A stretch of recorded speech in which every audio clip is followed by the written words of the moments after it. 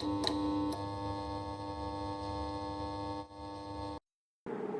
we restarting the playthrough. Well, not restarting it, but we continuing from last stream.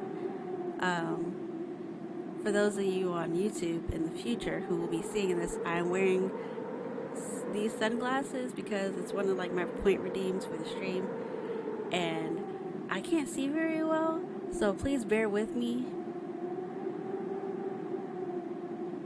It's 9:23. What you mean? 9:27. When it's 9:27, it'll be 9:23. Okay. I don't know when I put these on then because I couldn't see. So 9:23. So when it's 9:33,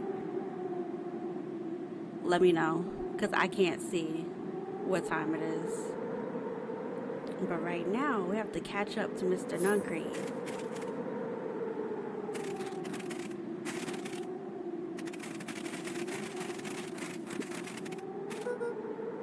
This looks familiar, yeah. Maybe we can clear off the snow? No time. Nuncreed's getting away. Okay, little baby. What'd you say? Where's some you can see out of?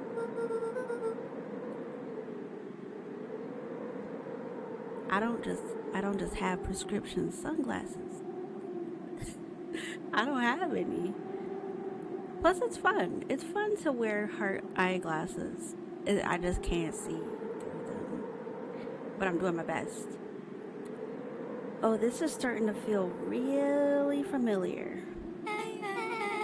I may not be the most well-versed on all things Beacon Pines, but this does look like some sort of frozen replica of town. Ah, I got it. It's so obvious now. Mount Nuncreed isn't... Mr. Nuncreed is an alien. I'm sorry. Rolo. Stick with me here. His species can only live in sub-zero temperatures. Okay, boy. Oh boy, here we go, Lord Jesus. The source is their base camp dimension, so naturally they keep it cold. We found it by traveling through those metallic wormholes back there. The final objective: kill us all and shapeshift into a Beacon Pine citizen of their choosing. You never really had me, but you very much lost me there. You get used to it. We should keep moving. It's also cold, so I feel like you guys should not keep stopping like that. Same.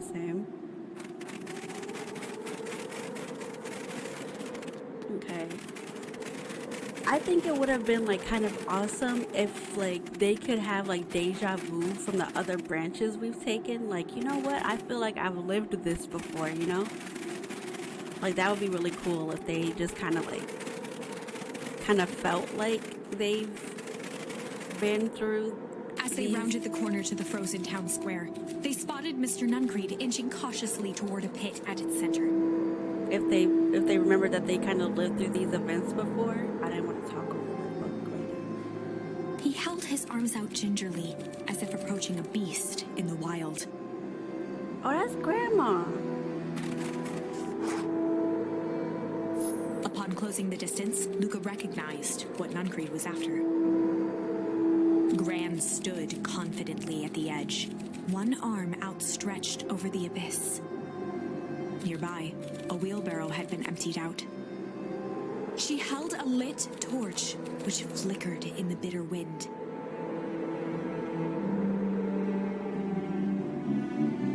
Juniper, I don't know what you think you're doing, but I assure you, this is not going to solve anything. If you drop that, you've doomed this whole town.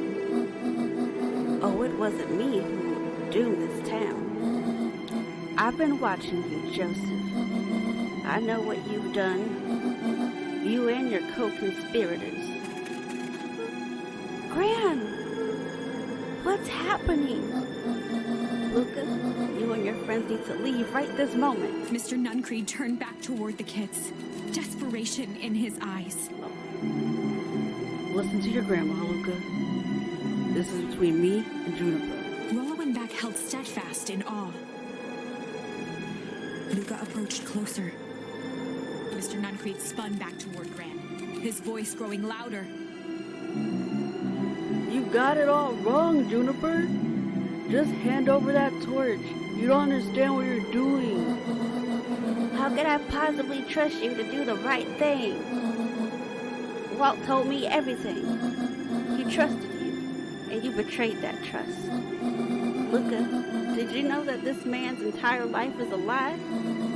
If it weren't for him, your father might still be alive. Mr. Nuncreed winced with anguish. His voice hardened. That's not true. They both now yelled, not to each other, but at fate itself, making their peace with long-held burdens. The wind howled with encouragement.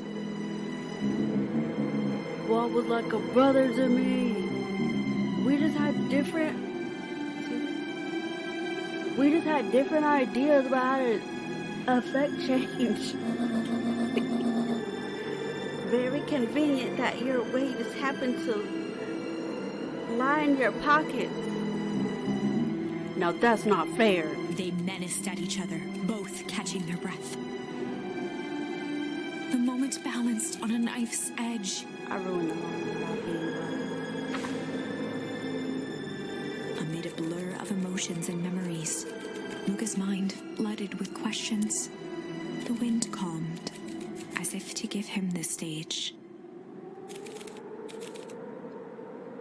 And in the stillness, he began to... Let's try hum. And in the stillness, he began to hum. After the death of his father, Luca had trouble sleeping. Each night, his mother would sit at the foot of his bed and hum a gentle melody. It was the only thing that could calm his mind. The only thing that, however briefly, could make it all seem okay. That melody pervaded every memory Luca had of his mother. Shivering in the raw snow, he began to hum it out loud.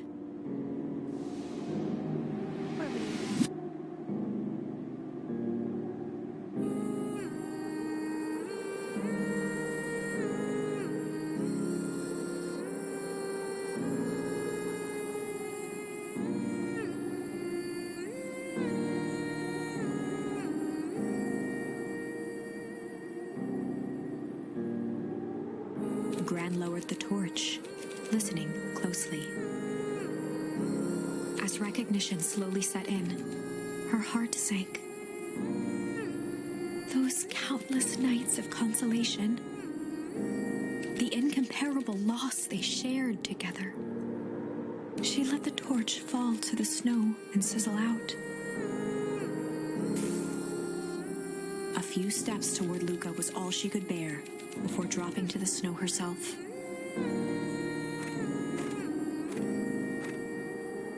Through a flood of tears, she began to hum along, note for note. Y'all gonna make me cry, oh my gosh.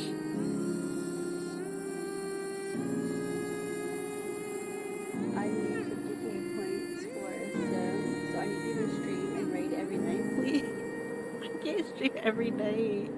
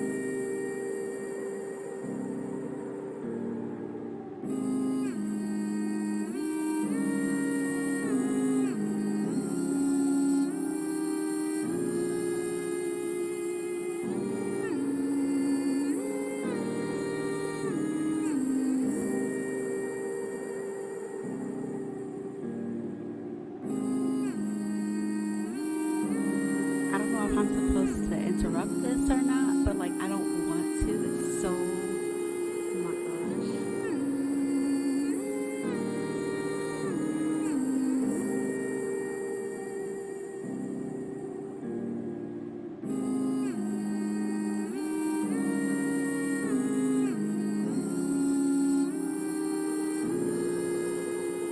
Have you played To the Moon? I've never heard of To the Moon. It's 9:33. I guess they want me to interrupt this. It's just so pretty. Luca lifted his head in astonishment. The last time he heard that melody was the last night he saw his mother. How do you know? I'm so sorry, my little buckaroo. Buckaroo. Only people who call me that are my dad and your mother. Luca blinked through blurry, watery eyes, trying to see more clearly. Mom?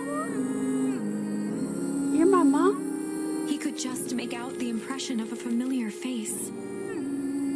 He peered across the snowscape at the woman on her knees. Something about her was undeniably his mother. Only smaller, older, changed. How? What? Mom? Oh my god. Y'all are gonna make me freaking cry. I'm a grown man. No, I'm not, but I am. Leave me alone. That game, Remember the Tears, right? The game said you'd like it. Remind me to like try and see where I can play that at. That's right, buckaroo. Mom! Luca sprinted as fast as he could toward his mother.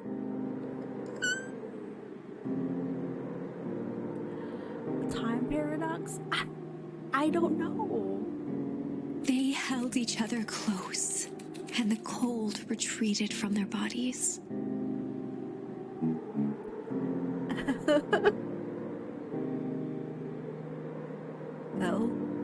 Eleanor? I thought you were gone.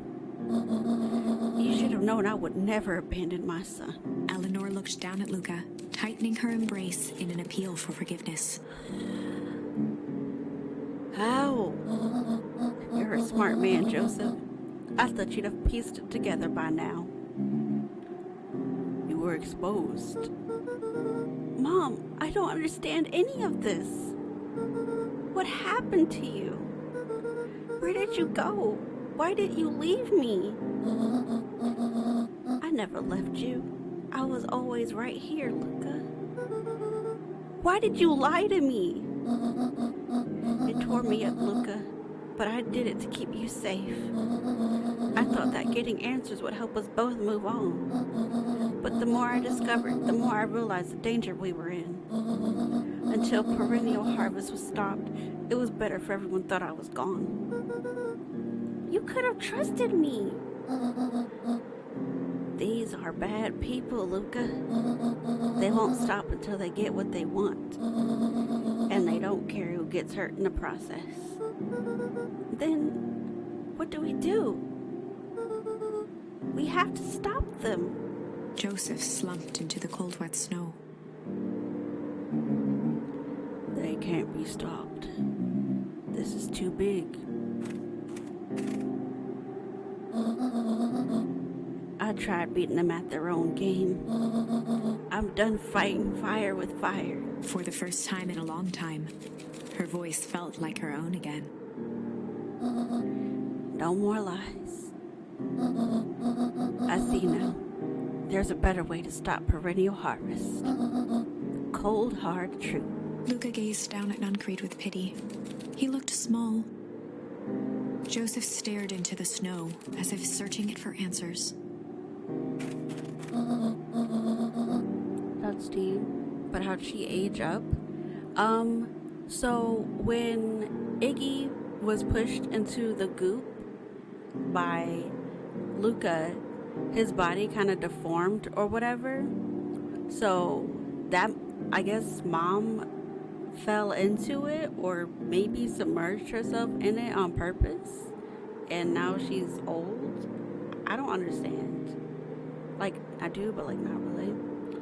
Come on, everyone. We've got a party to crash.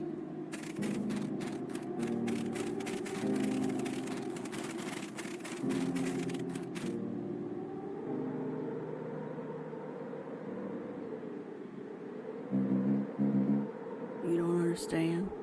He always wins. Chapter 9. The Devil You Know. 7 months ago, Eleanor Van Horn crept down the maze of sterile hallways under perennial harvest. I could have explained, but I'm a wait lid. She stopped in front of the large steel door marked Deep Engineering. No turning back now. She raised a trembling hand. The stolen keycard worked as promised, and the door buzzed open with mechanical efficiency. She was immediately hit with the smell of disinfectant. I love the smell of disinfectant. Like cleaning products, I love the smell of a clean place. I don't know what it is. I like it. It was some sort of laboratory. In one corner was a desk covered in papers. Across the room stood a tall metal pod with hoses protruding from its base. She rushed to the desk and began shifting through the piles of papers. They were experiment reports on something called Tempest Liquamen. There were dozens of them, every one stamped failed. Eleanor heard the sharp echo of footsteps approaching. She was out of time. Her eyes scanned the room, eventually landing on the strange pod. Muttering a curse under her breath, she dashed over and dove inside.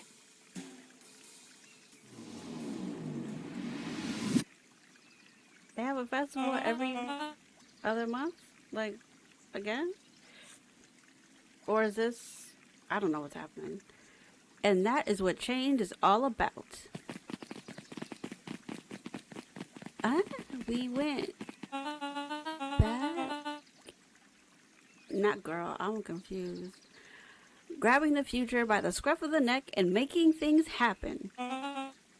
Change is a choice. I am tickled pink that we will all be making that choice together. How great is that? This man is a liar.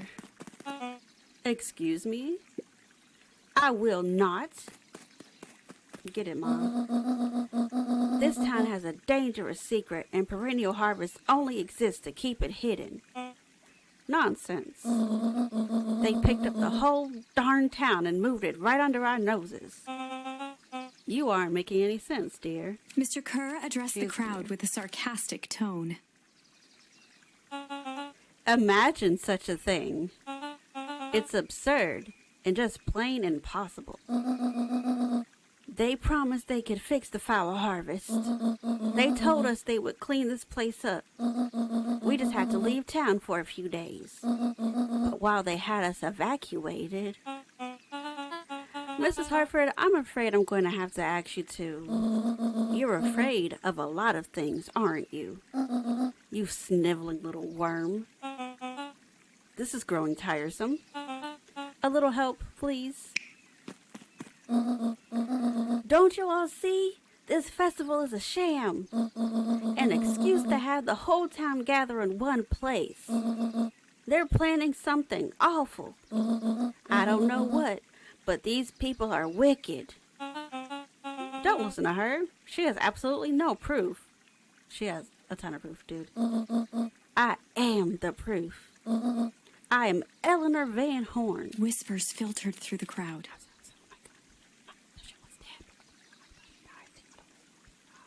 That's what happened. That's what they were whispering. I was there. Well, aren't you just sneaky as the dickens? We all knew Valentine's fertilizer was too good to be true. And now this whole town is paying the price. Ladies and gentlemen, I am so sorry about this disruption.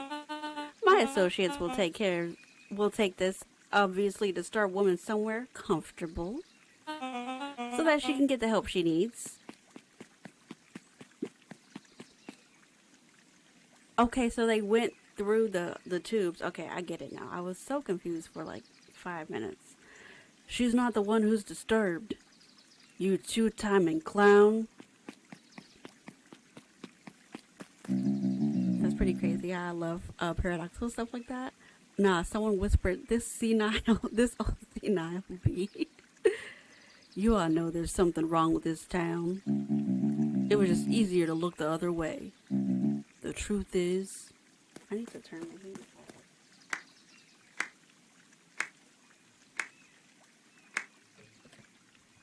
forward.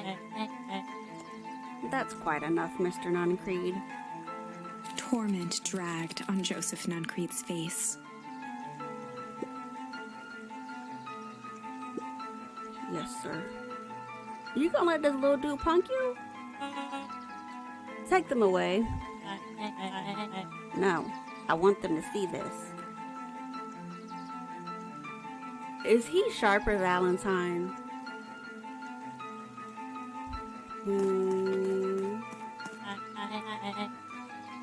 The ever-tempestuous Eleanor Van Horn. You've been quite the thorn to my side. Like a weed that's buried in where it doesn't belong. I must confess, you look dreadful. He paused for a moment, great. plucking a piece of fuzz from his sweater and discarding it to the ground. I don't know, is he?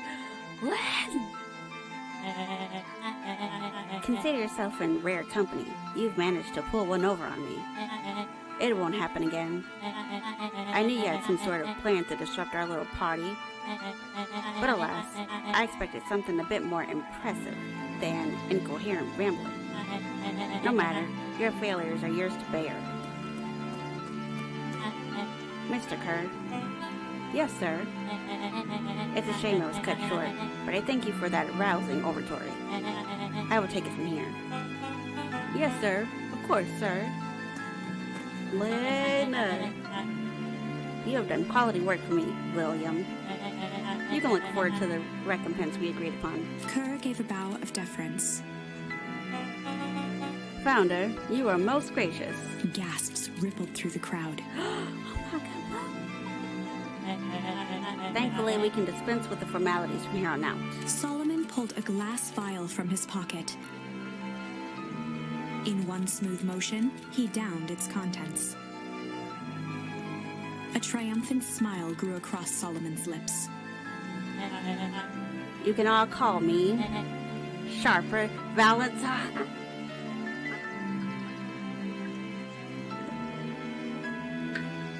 Okay, I'm sorry. His body and face began to contort and expand as he disappeared into a belching green mist.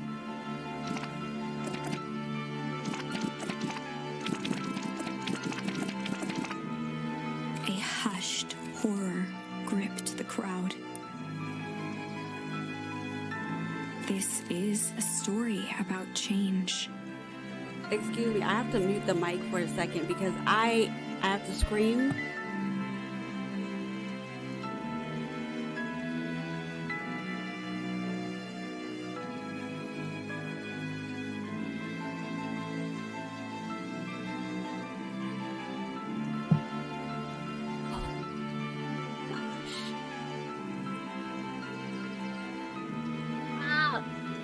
I don't know what to do with myself right now.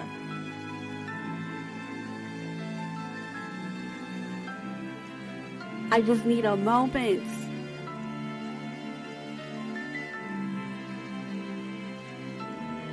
I don't know why I didn't connect the dots sooner. Sharper Valentine is like the founder of Beacon Pines. Oh my gosh.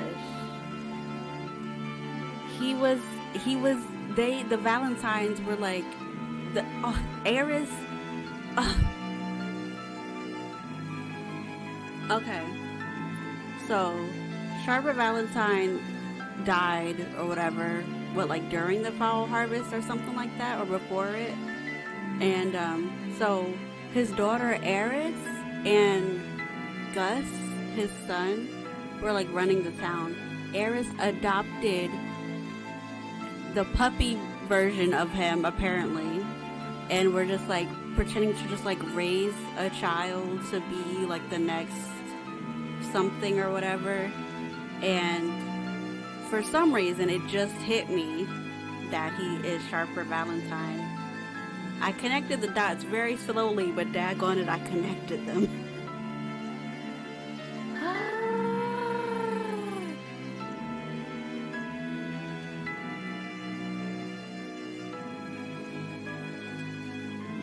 Okay.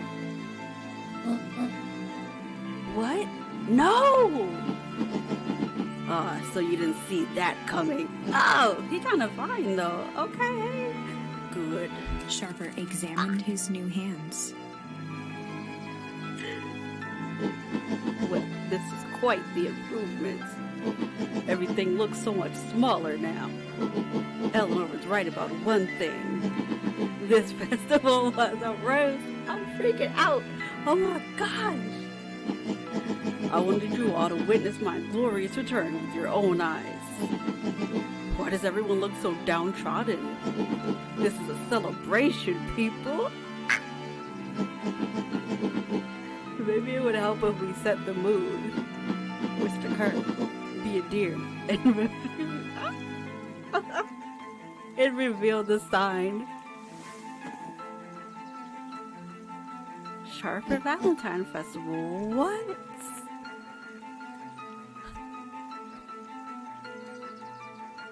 Okay. How'd he die? Girl I didn't know until this point either. In a freak research accident. Ha! Wonderful. Sharper choked out a crude squawk of a laugh. Ah! Frustrated grumbles sprinkled through the crowd. I thought this boy was dead. Sharper, you malicious bastard. Malice? I'm freaking out. I can't. I'm glad you're back so I can tell you to your face. You destroyed this town. We ain't gonna let you get away with it again. Sorry, this is not the time for audience participation. Some assistance, Mr. Kerr? William Kerr gave a subtle nod to the clipboards. You coward! Does anyone else have something to contribute? A helpless quiet settled over the crowd. I thought so. You all truly believe you could be free of me? A town of complete and utter fools. You people should be celebrating my return. You're clearly lost without me. And that leads me nicely to my children. Daddy? I gave you both the greatest gift a parent can give. The opportunity to prove yourselves in my absence. Squandered. To say I am disappointed would be an understatement. But Silence, Augustus. An adult is speaking. Slap your daddy dead in the face. You are an adult. You are just a good man. You don't deserve this treatment. I don't know which is worse. A son who is completely hopeless, or a daughter with such potential who inevitably lets me down. Eris, you failed me with admirable consistency. Thankfully, I was counting on it this time. Father, I have been wasting time, my dear. What have you accomplished? I was focused on cementing our legacy. Legacy? Who needs a legacy when you can just live forever? But what about... It's all right, kiddo. I'm afraid you suffer from a complete lack of imagination. This guy's a jerk. There's just no helping it.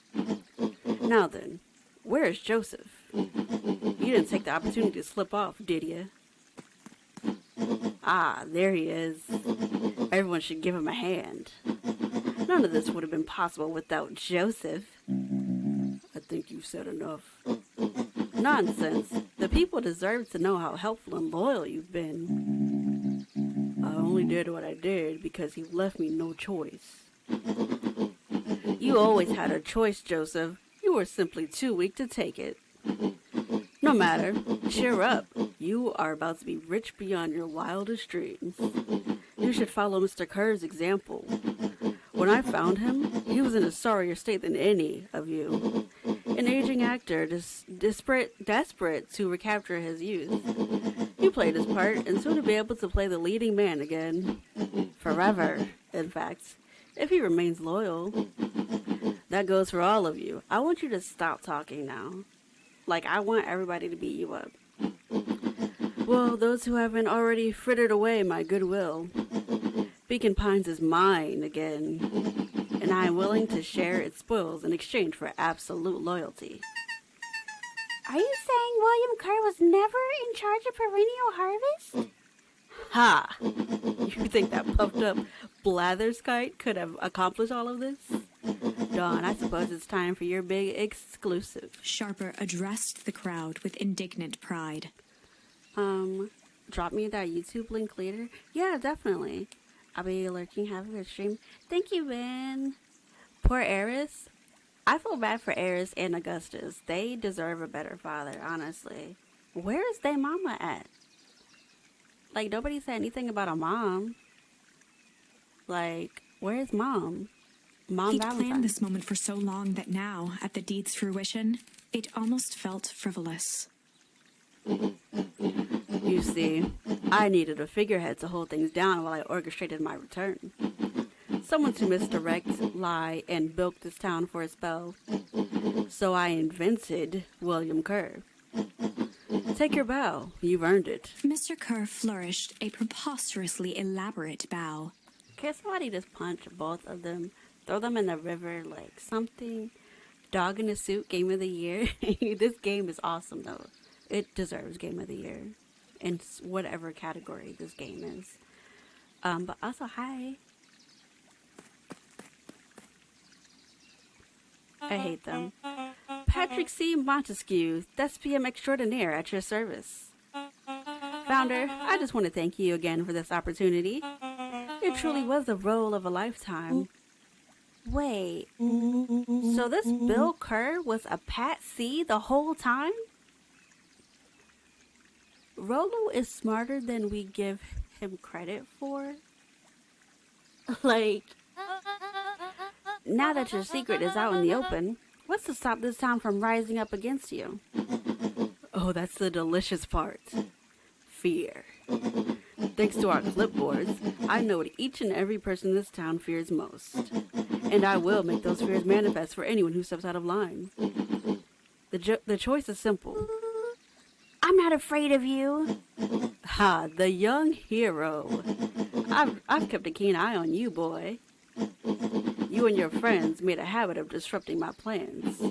What a pity. If things would have gone a bit differently, you might have had your moment of triumph.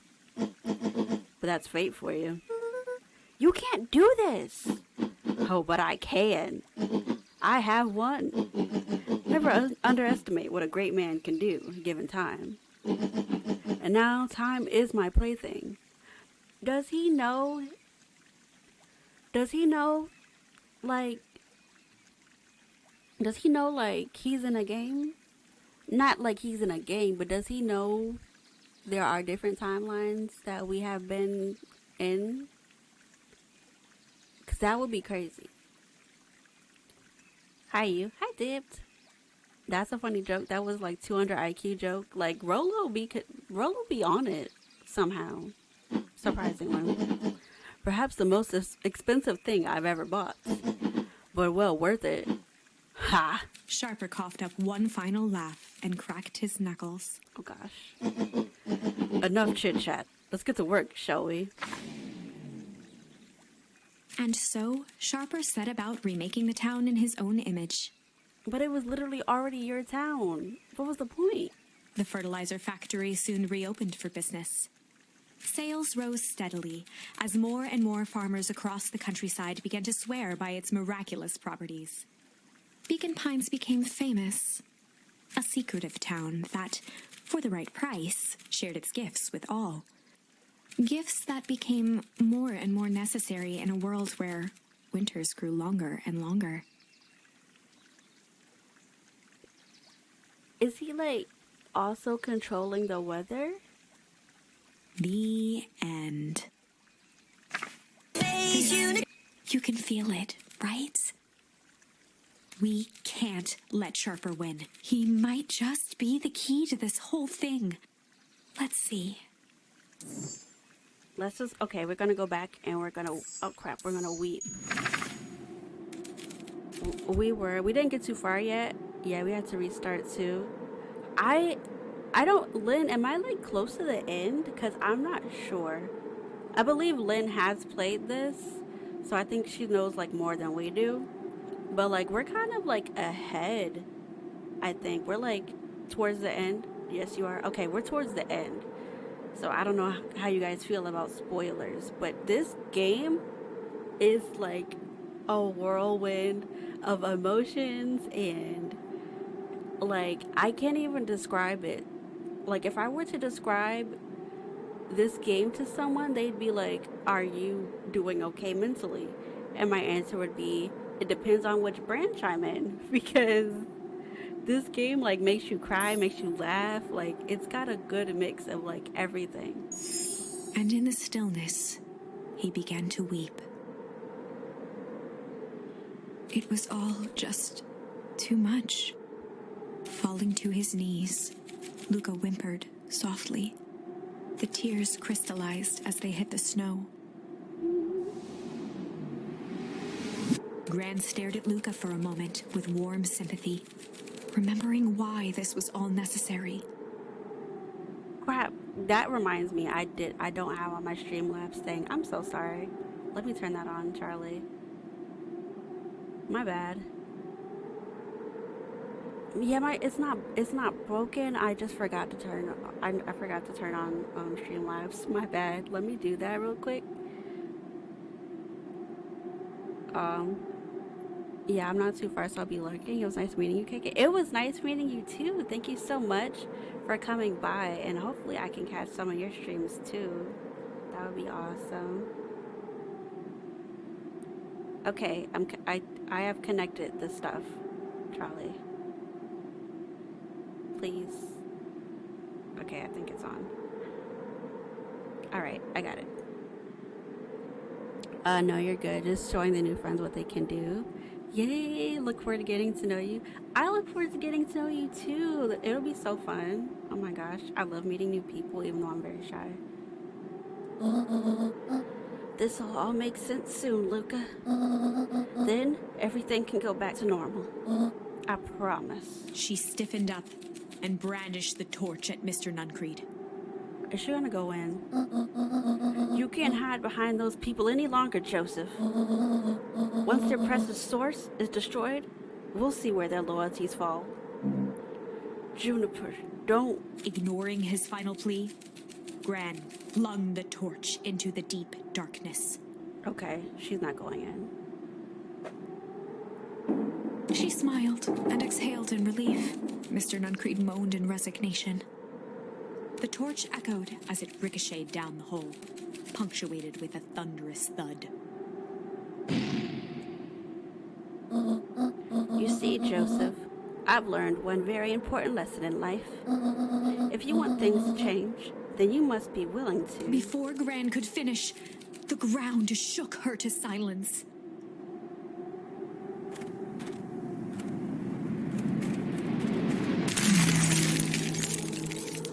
Another freeze?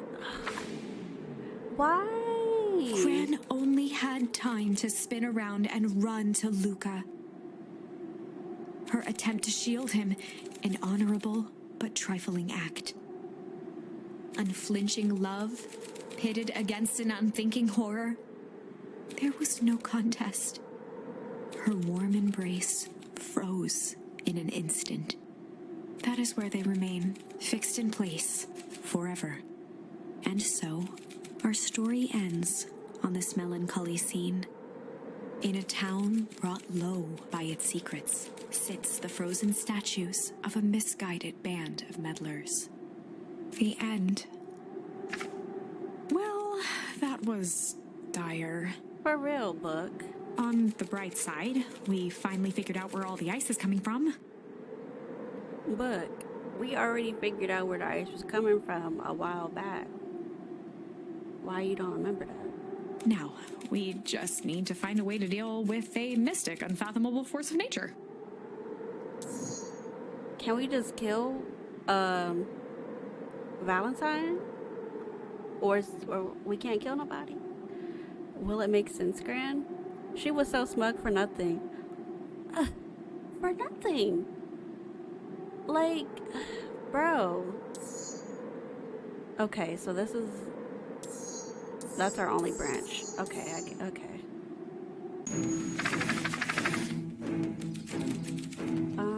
I don't even remember what was happening in this branch.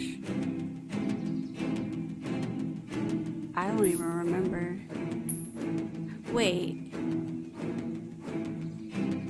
Okay, this is the branch where Luca ran up on Nuncreed, I think by accident, and Nuncreed put him in a telephone booth and he like fell down and that was the end. This is the one when Beck gets the goo in her hair. Okay, yeah. There was a malice lurking behind those eyes, like a trap ready to spring. Luca felt the weight of Nuncreed's hand on his shoulder. Something wasn't right. He didn't know why, but something was telling Luca to get out of there. Do you think they have pets in this world? Because that man is a dog. I just thought I'd ask.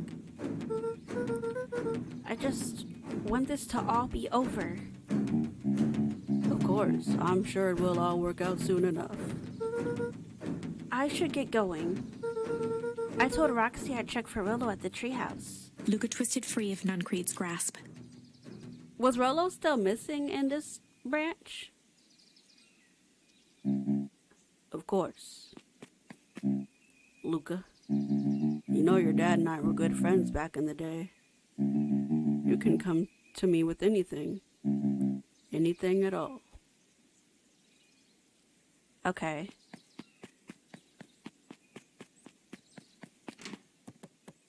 I just want to check.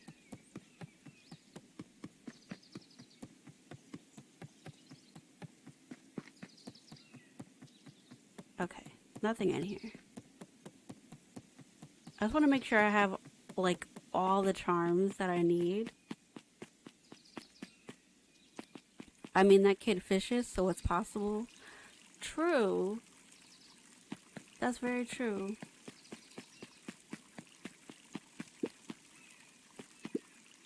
He looked down and muttered in a gruff voice, "Mama always told me my problems will look smaller once I grew up. But my problems always seem to grow right along with me. Heavens, I sense big trouble ahead. Lady, you and your foreshadowing books."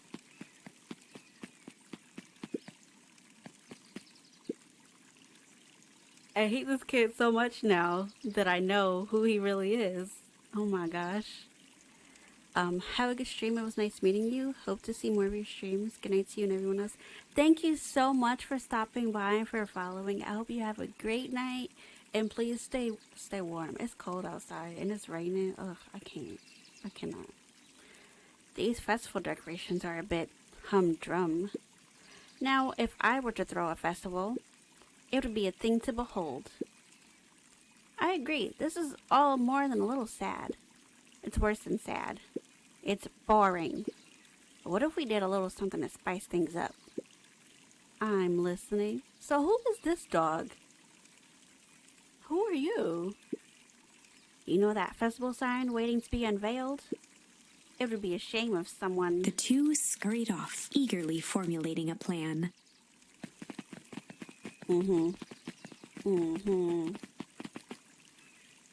I don't trust anybody.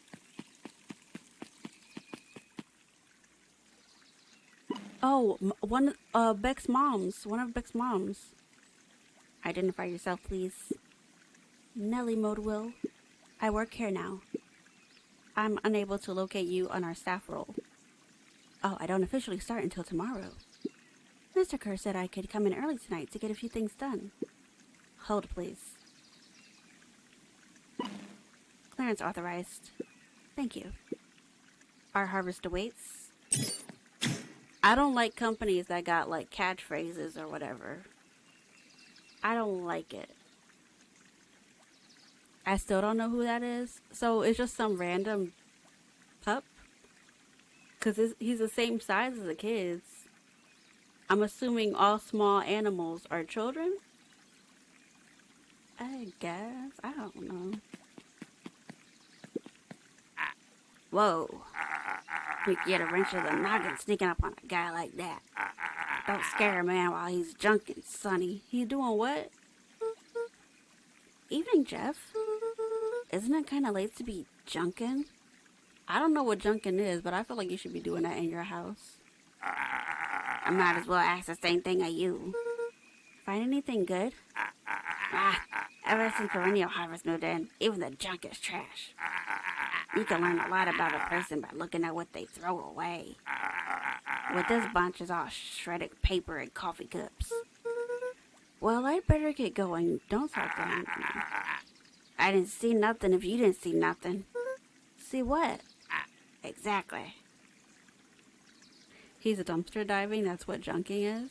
He could have said something else, I don't know. I was like, don't say that to me, I'm a child.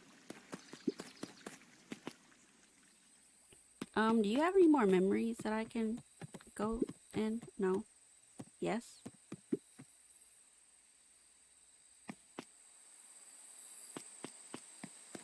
Alright, Dad. We've used all our charms. Sorry, Dad. Luca gently baited it first. I don't want to do that. I'm leaving. Goodbye. I dumpster dive every summer. Is there a reason? He's like looking at the calendar. All right, it's summer. It's time to dumpster dive, yo. Just like waiting patiently. Rolo? He aired a long holler into the woods. Rolo! Rolo, wherever you are, I hope you're okay. Luca felt his eyes getting heavy and plopped into the beanbag. Now is not the time to be taking a nap, little baby.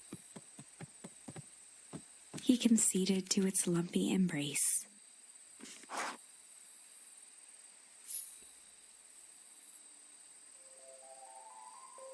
Once again, Luca found himself in a vast black expanse. This time, he knew exactly where to go. He took a single confident step forward. The world flickered and pulsed. He found himself standing in front of the frigid air of a blazing campfire. The source. He plopped down cross-legged and gazed into the cold flame, waiting. Soon enough, the fire began to die out, popping sporadically, until all that was left was a single ember. Luca stood up and dusted himself off. He plucked the glowing ember from the cold ash, examined it, and slid it into his pocket. A keepsake. The voice of his father spoke behind him. "You made me proud, Buckaroo."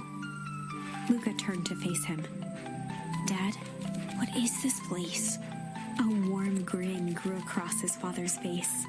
"A place where everything that has been and everything that could be all wait together." Luca found himself staring at his father's face, trying as hard as he could to memorize every single detail. Wait? For what? Another voice spoke out as Luca's doppelganger stepped forward.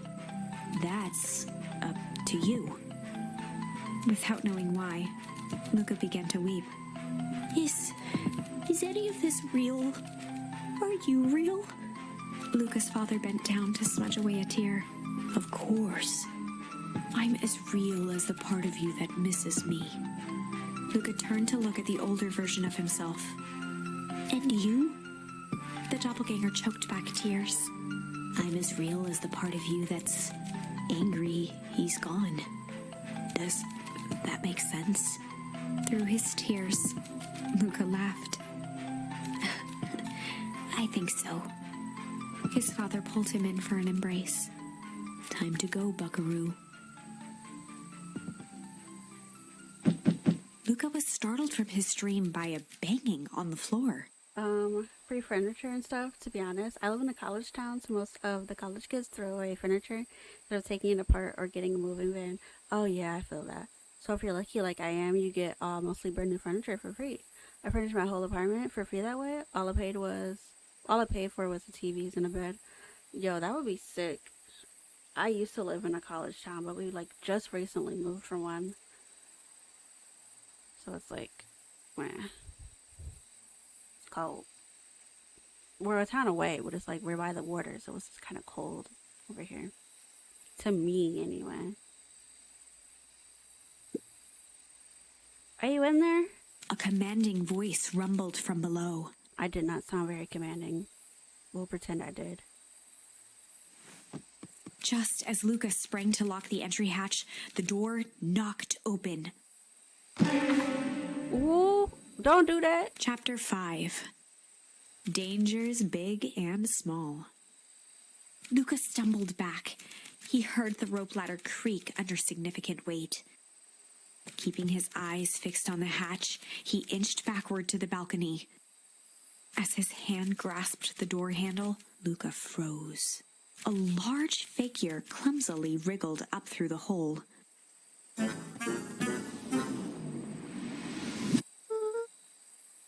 Ain't that Rolo? By Odie? No, I was like 5 minutes from seeing you.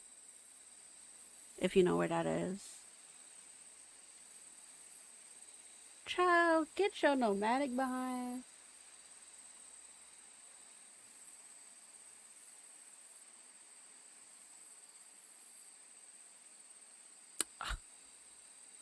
Darn bots. Stop right there. Or I'll... Who is this man? Sheesh, I know it's dark and all, but I figured you'd recognize me. Who are you? The large figure cocked its head inquisitively. Rollo. You in a handstand? Stop now or I'll clobber you with a baseball bat. Whoa, whoa, whoa, take it easy. Luca, you need to get your eyes checked. It's me, Rolo. Nice try, but I know you aren't Rolo. You're like one of his random uncles.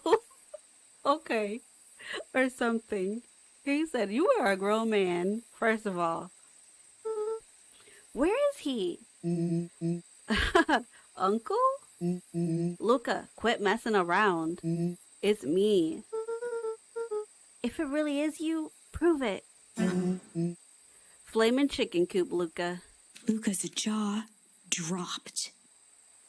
He peered more closely at the man standing in front of him. Something about him was undeniably Rolo. Only bigger, older, changed. This game is a trip. How? What happened to you? When I was running away, I ran into more people in those yellow suits. They grabbed me and dragged me away. What? Where did they take you? Dunno. They threw a bag over my head. It was cold and smelled like a swimming pool. I think it was an underground lab or something. They made my hands all big. Look. Bro, you a grown man. That's not your hands big. Pretty sweet, right? I mean, it would have been my first pick for a superpower. But beggars can't be choosers. Rolo, it wasn't just your hands. My feet too? Dang, Pa just made me new shoes. Wait, Luca, why are you so small? Luca moved to the side and pointed Rolo to his reflection in the balcony window. What the? His hands shot up to his face. Holy Toledo! Rolo, what did they do to you? They made me drink some sort of green crud. Ew. Actually, it wasn't too bad. It kind of tasted like licorice. Sharper Valentine in his little puppy form loves licorice. Or does he? Oh, okay. Is he using licorice as an ingredient to whatever the heck he be doing to make the stuff? I was slacking. I'm starting to doze off. Add your clear. If you're starting to doze off, please go to sleep. I mean that in the most respectful way. Like, not just like go to sleep. Because I'm saying it because I care. Doggone it. I passed out and woke up like this. And then I sort of smashed open my cage and escaped. Whoa, you smashed open a cage? Kinda. At least I think I did. It's all a bit of a blur. They had you in a cage? Who are those people? Who are these people? Excuse me. I don't know who did this to you, but we're gonna fix it. Fix it. This is awesome. Well, I'm just glad you're safe now. Luca, you don't need to worry about me. Sure, I got snatched, but look at it this way. I got snatched. I know where snatched people go. My mind is thinking like social media terms of snatch, like, okay, Rolo, like period poo. I didn't. Okay. We may finally have a lead on what happened to your family.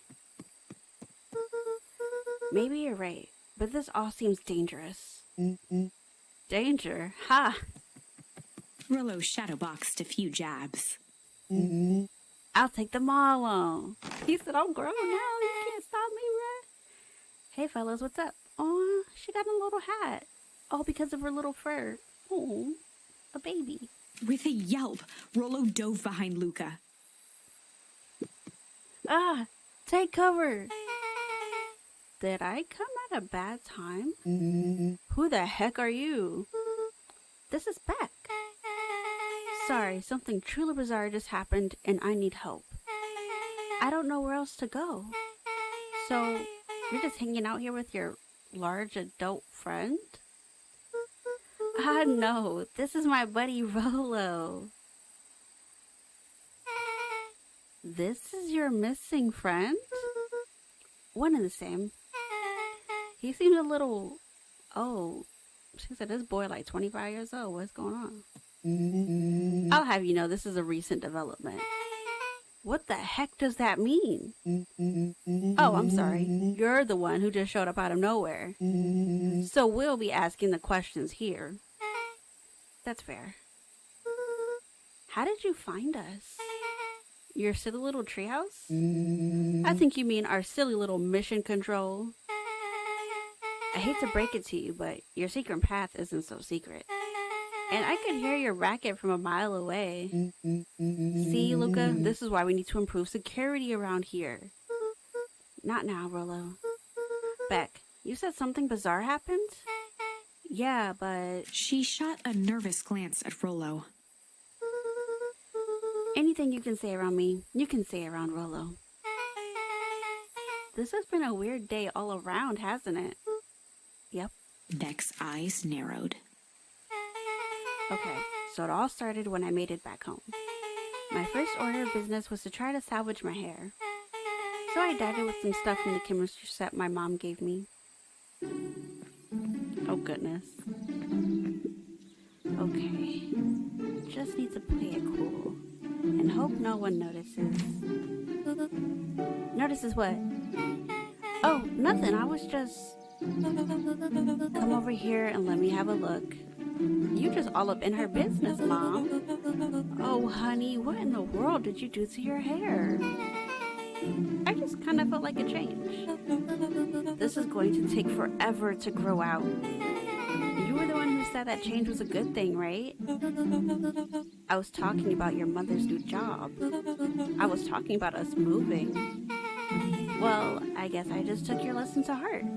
Ilona tried to put on a smile. Before I forget, I came up here to tell you that Nellie had to go into work. Tonight? Her and Mr. Kerr decided it would be good for her to get some things done before tomorrow. That Kerr guy seems like a grade A creep. You're right. You are right, Beck. I like her mom's design. Ain't she cute? I love her. Like, look at her. She would kill it on Instagram. Beck. He is. Him and his weird cult of personality. You are not going to ruin this job for Nellie. It means too much to her. Oh, I know exactly how much it means to her. It means enough to her to exile her daughter to this podunk town. This place sucks. The people are weird. You just don't know them yet. It's always cold. We're in the mountains. You'll get used to it. I can't even pick up a single decent station on the radio. It's all banjo music and farm reports. You know, I grew up in a town not different from this one. Is that why you're better at talking to plants than people? Why did you attack your mama like that? Okay, so here's what we're gonna do. First of all, you're grounded. What? In the morning, I'll have Nellie come and see what we can do about fixing your hair. You need to look presentable for the festival. But not another peep. She sighed, and after a moment, looked down at Beck sympathetically. I know moving is hard, honey, but that doesn't mean you have to make yourself miserable all the time. Other people seem to have that covered for me. Oh, and if you decide to rebel by dyeing your hair more... She flashed a sly grin and tousled Beck's hair. I'll just shave it off for you. Think of how rebellious you'll look then. Very funny. Thank you. Good night, sweetie. Good night, Mom. Wait. First of all, this town does not suck. Second, you need help because you got grounded? No. I'm sorry you got in trouble. It's my fault your hair got screwed up in the first place. Don't worry about it. I actually kind of like this look. Great. Can we get back to the story now? This next part is the important bit. I have this radio I upgraded with my mom, and I was too angry to sleep, so I tried to dial in something worth listening to.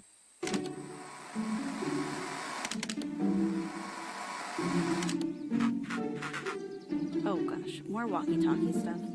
Mr. Kae, are you there? Mr. Kae? Yes, I'm busy. What is it? The hell are these? I have the founder on the line. Patch him through immediately. One moment. Hello, sir. It's so nice to hear from you.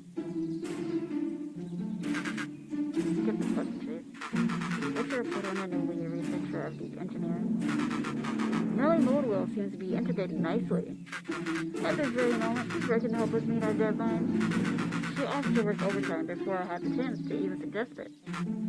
Excellent. And you have faith that she's capable of finishing the work left by her predecessor? Her work must be complete before the festival. I will make sure she stays day and night until it's accomplished. Good. You know how I feel about loose ends. Yes, sir.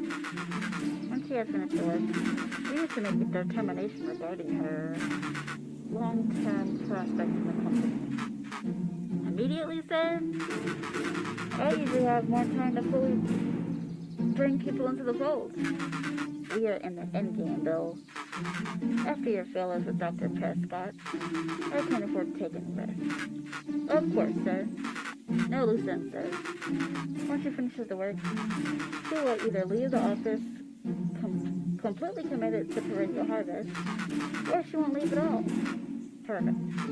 Sir, if I might suggest, maybe we should delay just for a bit. Oh? It's just, we seem to be rushing to hit this festival deadline. And rushing into things has caused some issues in the past. I see. Please understand that I just want what's best for you. I'm eternally grateful for all that you've done for me.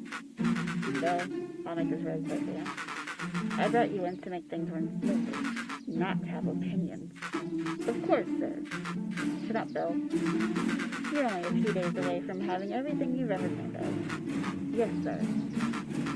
Thank you, sir. How do you get Bill out of William? I'm sorry, that's my main takeaway from that whole exchange. Well, yeah. Just so we're clear, when they say loose ends, They were talking about murder, right? Like actually killing someone. Capital murder. Luca gave Rollo a quick elbow to the ribs. Who is this founder? I was hoping you guys would know. Nah, as far as we know, Kerr is the top banana perennial harvest.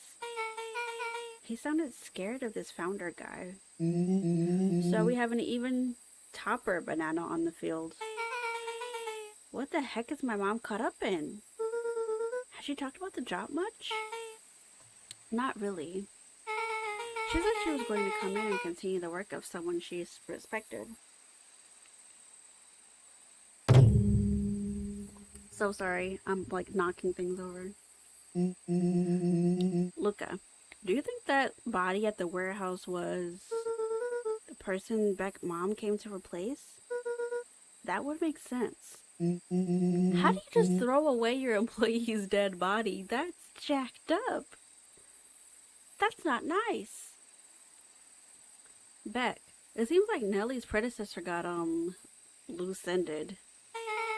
I'm getting that impression. Okay, so we need to get your mom out of there before the festival happens. That's 2 days away. Won't you just come home after work? The creep on the radio said they were going to hold her there until then. So if she's not coming out, we gotta go in and get her. Luca, most of us are children. How? Beck flicked a large sheet of paper out of her pocket and slammed it on the floor. Oh, she's got paper. Maybe this will help. You have blueprints?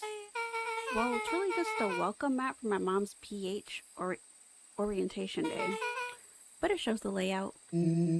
Sure looks like blueprints to me. Look, here's the reception area. There's a big room marked Founder's Office. It even has the exits marked. Guys, we have a deadline. We have an objective. We have blueprints. You realize what this is, right? Rollo started to wiggle with excitement. I think we're heisting. This is officially a heist. Oh gosh. Chapter 6. The Heist. They do too much. They spent the night's end huddled around that small map, formulating a plan to infiltrate the headquarters of Perennial Harvest. They stress me out so much. It would be no small feat. A modern facility equipped with all manner of technology.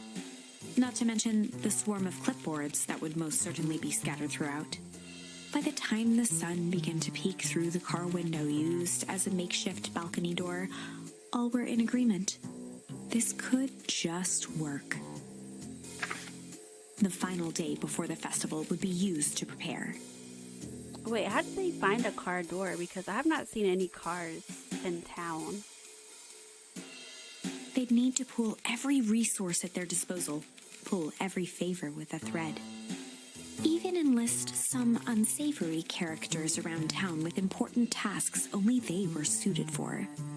Luckily, there was enough ill will and mistrust toward Perennial Harvest that alliances could be found at a bargain. Luca, Beck, and Rollo rubbed their eyes as they exited the treehouse. They hadn't slept at all that night. Oh, geez. There was no time. The festival was to begin in 1 day, and they each had their assignments. Rollo should be the brunt. He's a grown man. He gotta fight now.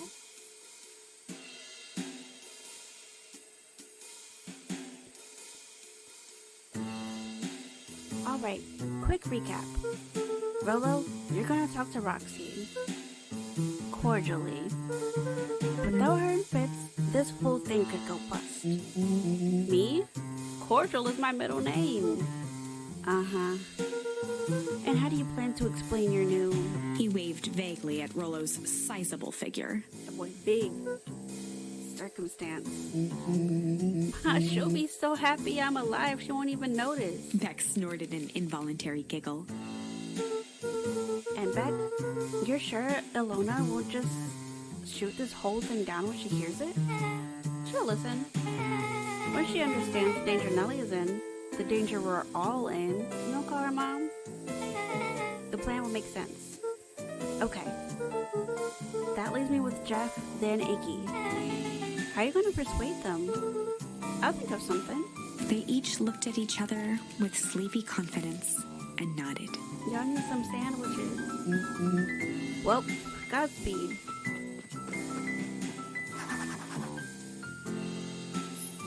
I knew I could trust Jeff. I knew it. I told you. I definitely said that. Like a while back, like maybe 2 streams ago, that we could definitely trust Jeff.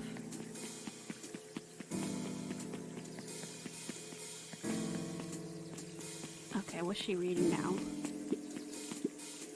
Undaunted, he shook his head. Over? No. Endings are merely a state of mind. This doesn't end until I give up. Wow. I admire the conviction, but can he really pull through? Foreshadowing book lady.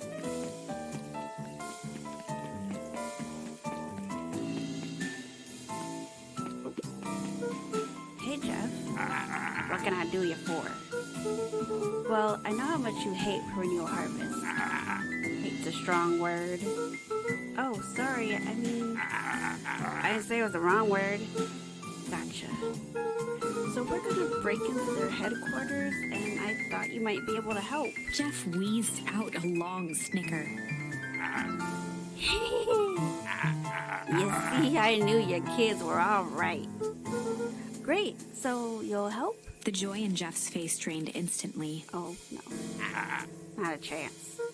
But give me one good reason I should risk my hide aiding and abetting you rascals. Looking into the sullen eyes of his would-be accomplice, Luca blurted out the first word that came to mind. Junk? He likes junk. Junk? Yeah, what of it? Sonny, I got more junk than a gang has copper. Ain't interested.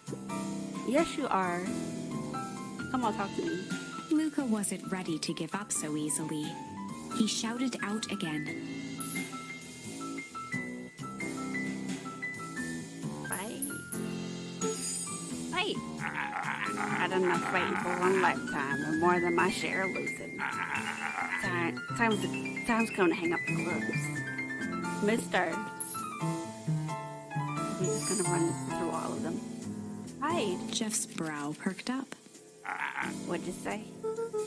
Go ahead and hide then. Sensing some traction, Luca carried on with vigor. Let a bunch of kids do what needs to be done.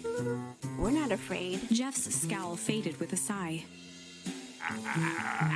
Say what you will about old Jeff, and they all do. But you'll never hear him say I hid from nothing. One good stomp of the foot was all Jeff needed to drive his point home.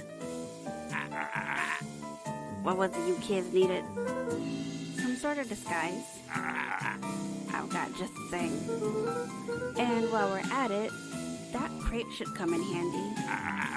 This ain't gonna be free, you know. I'm thinking 5 bags of sour gob should cover it. You ain't got no money? Put it on my tab. Luca offered out his open hand to seal the deal. With a firm and dusty grip, Jeff reciprocated. Done. Swing by first thing in the morning. Lord. These kids. Hi, Kae. Where am I supposed to go now? Oh, where are Iggy and Tish? Okay, that way is Beck's house / Valentine estate. I don't know where Iggy and Tish be at. Not down there. I want to go slap the watermelon though.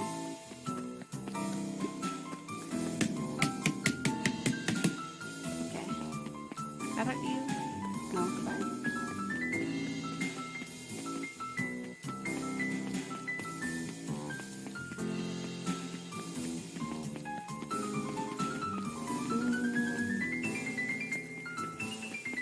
I don't know where they are.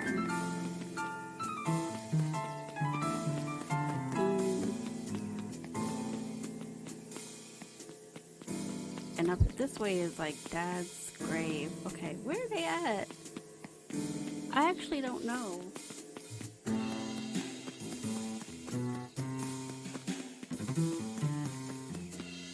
Give me a moment. This is the treehouse way.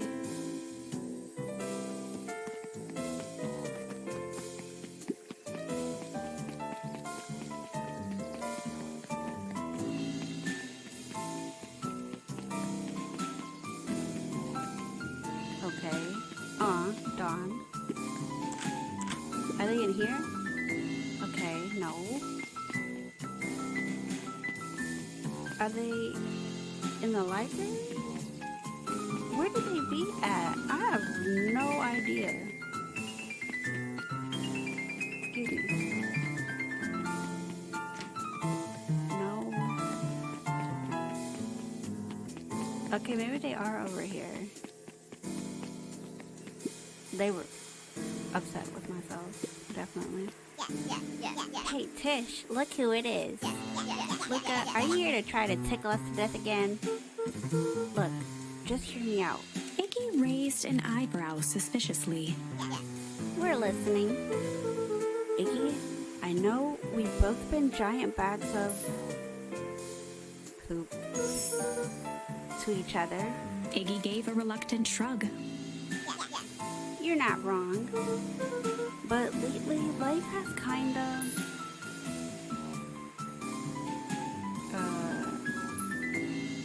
hard? You know? Hard. Yeah, well, life's always hard. Get over it. We ain't interested. Can you please... Luca knew they'd need Iggy and Tish to pull this off. He tried again. We'll go with that. Iggy gave a reluctant shrug. Strange? You know, Iggy considered the point. things have been weird around here.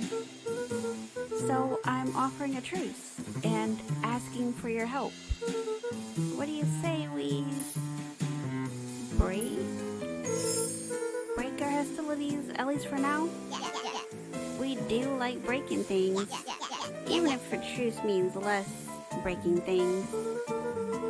What if I told you there was a way to have a truce and break stuff? Go on. I need you to cause a distraction so I can sneak into Perennial Harvest HQ. A wild-eyed grin spread across Iggy's face. My Luca Van Horn, I'm impressed. And after this is all done, maybe you and Tish can come hang out at the treehouse sometime. Iggy glanced over to Tish, who nodded in agreement. Because y'all wanted to come over anyway, but y'all just stubborn. Fine. But not because we want to see your crappy treehouse. We just like to cause chaos. With a quick nod, Luca was off. Alright. Did you hear that, Tish? Iggy gazed up at Tish with a smile. He invited us to hang out at the treehouse. A single tear ran down Tish's cheek. I never expected this day to come. How wonderful. I didn't know she could talk, besides say, yep. Chapter 7. Into the Hive. A good heist requires preparation. And thorough preparation takes time, something they had precious little of. So far, everything was in order. Jeff, Iggy, and Tish all agreed to do their part.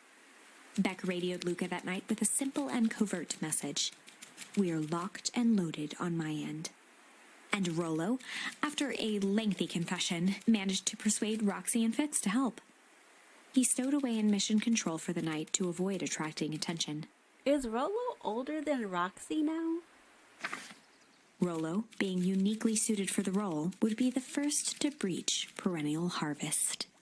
The outfit provided by Jeff wasn't perfect, but a convincing disguise is 10% wardrobe, 90% confidence. Oh, goodness. Rollo took a few vigorous breaths and shook out his arms.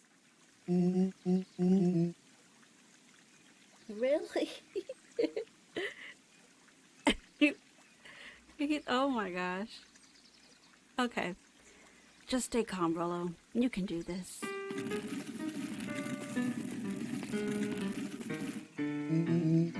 Got your delivery here. Delivery? I don't have anything in my notes about a delivery. One moment.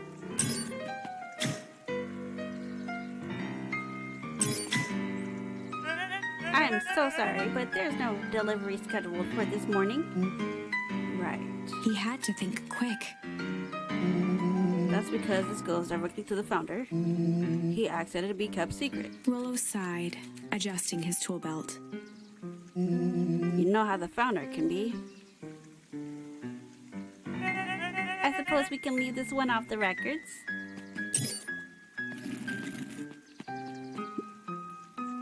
Our harvest awaits and such. With a stroke of his mustache, Rollo proceeded into the Perennial Harvest headquarters. May the Lord open. Our harvest awaits. We finally get to see the inside of the building. I've kind of always wanted to see what it looked like on the inside. Package here for the founder. Oh, I didn't hear anything about... Yeah, this is a need-to-know kind of thing. I'll just check. He stammered and flipped through the pages of his clipboard. This goes directly to the founder. I don't have time to fill you in. Oh, I see. If you could just complete this form. Rollo interrupted with urgency in his voice. Every time with the forms. Look, if you want to explain to the founder why I'm late, well, it's your funeral. I'm sorry. What did you say your name was again? Rollo panicked. Our harvest awaits. Sir? That's a restricted area. Excuse me, sir. Our harvest awaits. Ready to light this candle, Tish? Yup. Suck on this perennial ham fist. Come in as fireworks. What was that? The distraction was enough for Rollo to regain his confidence. Just open the dang door. I've got a job to do. The clipboard fumbled around in a frenzy. I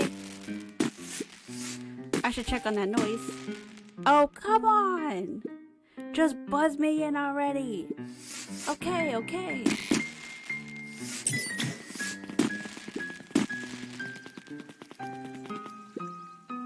Phew.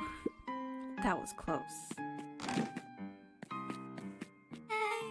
Our harvest awaits. Hey, I figure when in doubt, stick with the classics. Well, that was a close one. But you pulled it off. Nice work, Rollo. Alright, everyone knows what to do? Yep, deep engineering is to the north. I'll go with Beck, in case she needs some muscle. I'll head east to the founder's office. You two be safe. Why are you going somewhere alone? Locate the founder's office. Our harvest awaits. Oh my gosh. Water? That's odd. There's not even any cups for the water. Just put your mouth under it, I guess. You know, unsanitary style. Could I possibly be going the wrong way?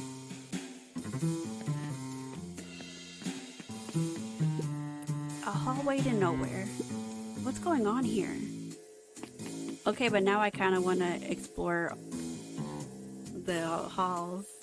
Is this some sort of mind game? I'm sorry, my nose is itchy.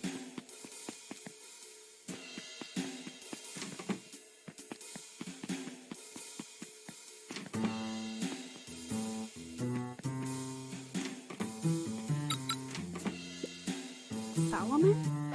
Oops. Solomon stopped in his tracks. Luca? What are you doing here? It's a long story. Are you okay? A veneer of confusion flashed across Solomon's face. His words rushed out dramatically. No, I am certainly not okay. Some strange people grabbed me and... Were they in hazmat suits? Yes, How did you know? They brought me here and locked me up, and when they were distracted, I ran. Dang. Okay, you should stick with me. We've got a plan. Solomon's facade briefly faltered. I'm definitely going a wrong direction. We? Yeah, Rollo and Becker headed to deep engineering. Thank heavens you found me. We've got to get out of here. We can't leave just yet, but they'll catch us again. I've got to do something first. When you were running, did you happen to see a door marked Founder? Founder? Why are you looking for him? I'm not. I just need to get into that office. Now that you mention it, I do think I saw a door that said Founder. It was just down this way. Luca happened to notice a plaque above the door. Office of the Founder. Knocking comes with consequence. Oh, here it is. Did I do this incorrectly? Or am I doing this the right way? So it is. I'm pretty lucky that I ran into you, or else I might have missed it. Truly unfortunate. Truly fortunate, excuse me. Oh my god. Luca tried the handle. Locked. Solomon leaned forward to examine the mechanism. Regrettably, it seems to be some sort of electric lock. I don't see how we could possibly defeat a lock like that. Luca smiled and looked at his watch. Let's just wait a minute.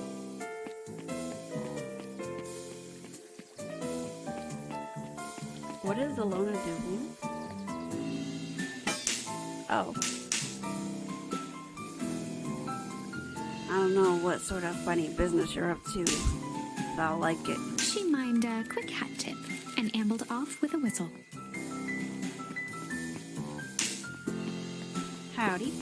Good afternoon. The light on the keypad changed from red to green. How did you do that? It's good to have friends. Quick, let's get inside before someone spots us.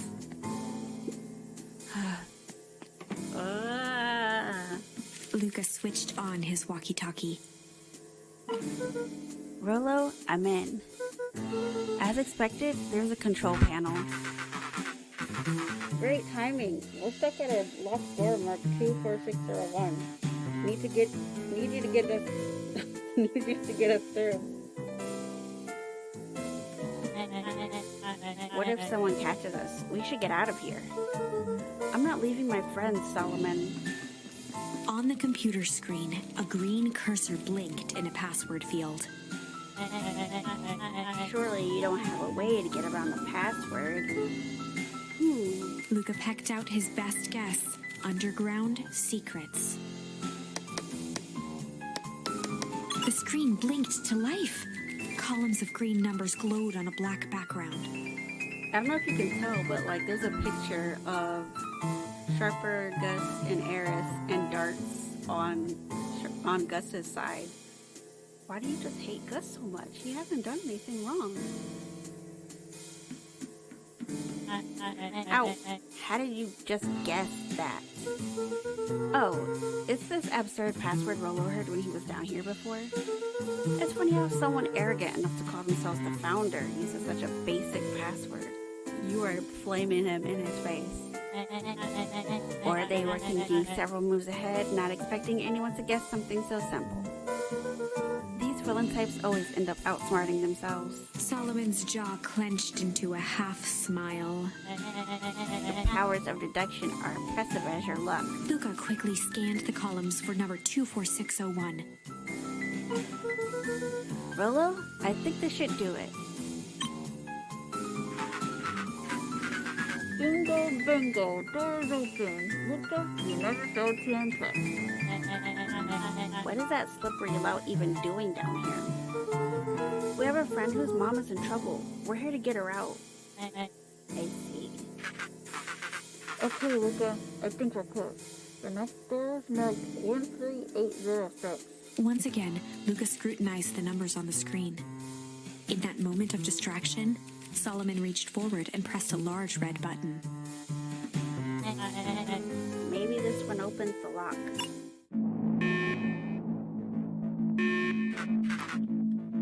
God, we've got company. must go faster. One sec, I can't think with all this noise. He quickly skimmed the screen with his finger. Here it is, 13806. Go, go, go! Kirsty's fumbling hands. My apologies, Luca. Don't beat yourself up. I know you're just trying to help. Luca, you sweet little baby. Run! They are speed walking. Luca, Rollo. Aw, man. No water cups. Rollo?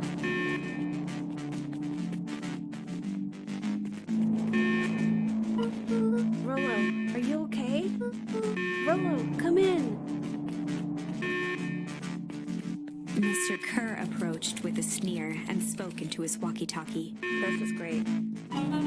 You can turn off the alarms. They're trapped. With self-satisfaction, he called into the hallway. That, my dears, is a dead end. Nowhere to run.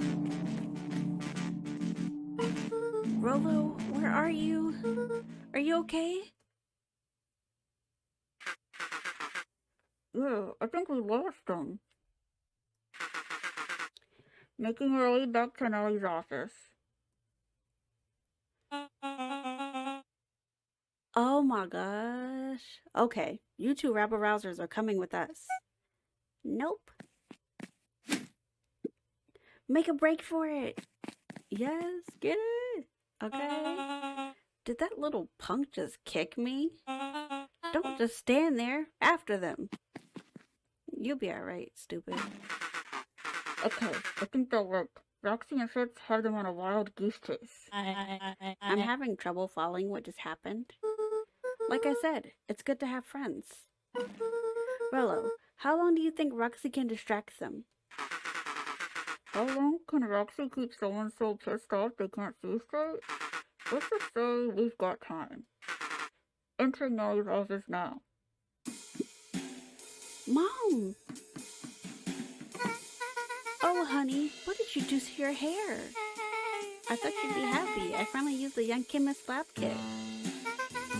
You sure have a knack for making me incredibly proud in the most in the most frustrating ways. We need to get you out of here. Wait, who is your adult friend? Oh, I'm not an adult. Ever heard of a growth spurt? I had more of a growth spew. No, that's not possible. Nellie leaned over to examine his teeth. Substantial banding on the enamel of the molars consistent with Tempest liquamine exposure. Is that what you call the gunk that they forced me to drink? You drank it? Oh no. They told me it was only being tested on plants. Oh, Beth, sweetie, I promise I didn't know. Mom, what the heck is going on at this place? I was brought here to work on the discovery of a lifetime. A novel chemical compound was used under beacon pines in a wellspring they called the source. They named it Tempest liquamine and pulled energy from its surroundings in order to fundamentally alter matter's relationship to time. It was a secret to Valentine's fertilizer. They harvested the source, infusing small amounts of Tempest liquamine into the product. It worked wonders, drastically accelerating plant growth. Crops would be ready to harvest in a fraction of the time, but it led to complications. The foul harvest. Perennial harvest came in to clean up the mess, to succeed where Valentine failed. But Tempest liquamine is rebellious. Rebellious? You can think of it as a manifestation of change itself. It's volatile by its very nature. So the more you try to force it to do a specific thing, the more it resists. Yes, I can relate to that. My role was to finish the work of my predecessor, Dr. Prescott. Harnessing Tempest liquamine to reliably manipulate an organism's age. Just imagine how many people we could feed. Mr. Kerr was very insistent that we achieve a successful result before today's festival. But you didn't, right? Nellie sighed. You know how much I love a good puzzle. I poured myself into the problem. It wasn't long until I discovered oddities in Dr. Prescott's notes. Oddities? They contain obvious errors, mistakes that someone of his reputation would never make. So I fixed them and now I get to replace my entire wardrobe. I really am truly sorry. Man, those clothes are all hand-me-downs anyway. It sounds like Dr. Prescott figured it out, got cold feet, and intentionally sabotaged his own work. I considered that possibility. I sent a letter asking him to clarify his thinking. Mom, Dr. Prescott is dead. Car had him killed. What? I overheard them talking about it on the radio. It's why we gotta get you out of here. Like, now. Wait, the vial. I finally solved the chemical equation, allowing direct control of aging. Mr. Kerr picked it up just before you came. All the more reason we gotta hightail it. Luca, you've got Dr. Modewell heading your way now. Roger that. Be careful. Alright, everything's on track. And what is your plan for escape? We'll go over everything when they get here.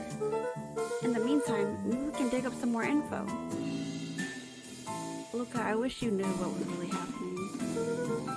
Malice 80 proof whiskey. A hard drink for a hard man. Wow, even his alcohol is arrogant. Solomon muttered inaudibly. Are you mad at him? Just smoke right now. What's that? I said I shouldn't bother you right now. Don't be silly. You're no bother at all. Luca. Let's see what else this bad boy has on it. Security system. Time card logs. Payroll. You know, for being so evil, this guy sure is boring. Solomon once again muttered under his breath. Just you wait. Huh? Oh, nothing. Luca tugged on each of the cabinets. Dang, this must be the good stuff. They're all locked. Perhaps he's not as careless as you suspected. She's steaming. Just mad. It looks like the founder was helping Kerr plan the festival. Why would such a secretive leader be obsessed with a party? Only time will tell. Yeah? Luca held his hand up to the ashtray. Still warm. He must have been in here recently. Luca, think of what he told you. He said he was in that room. There was no other doors. He came out of that door. Like, there's chairs on the seat because he little. Come on now.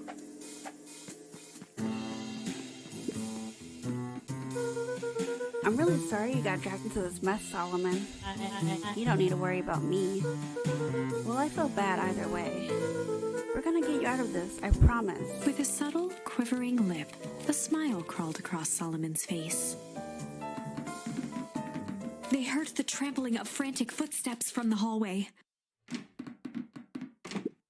Lock it, lock it, lock it! Locked.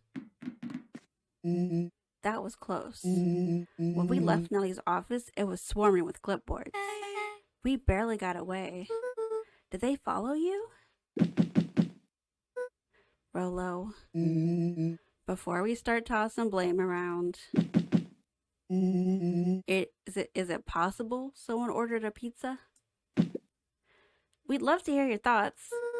Definitely not pizza. What now? Don't look at me. I'm officially retiring from the heisting business. We're so sorry for the inconvenience. We just have a few quick questions. Just let me think. Can someone watch the door? Of course. Everyone else, huddle up. Bro. I think this little caper has gone on long enough. Solomon, no! Hush now, child. The adults are speaking. Dr. Modewell, a brief reintroduction is in order. We've never met in person, but we have corresponded. You see, it was I who hired you. Solomon, the pathetic orphan child. The powerful, enigmatic founder. Sharper, the fallen progenitor who created this town. Perennial harvest, Valentine fertilizer, all connected by a single thread. Yours truly. But that's... Her eyes searched the floor in thought. Solomon watched eagerly, waiting for the flicker of epiphany. With a sickened look, she peered into his soul. Ha, yes. Now you got it. Tempest Liquamine, you discovered how to reverse the process. Solomon clapped with genuine delight.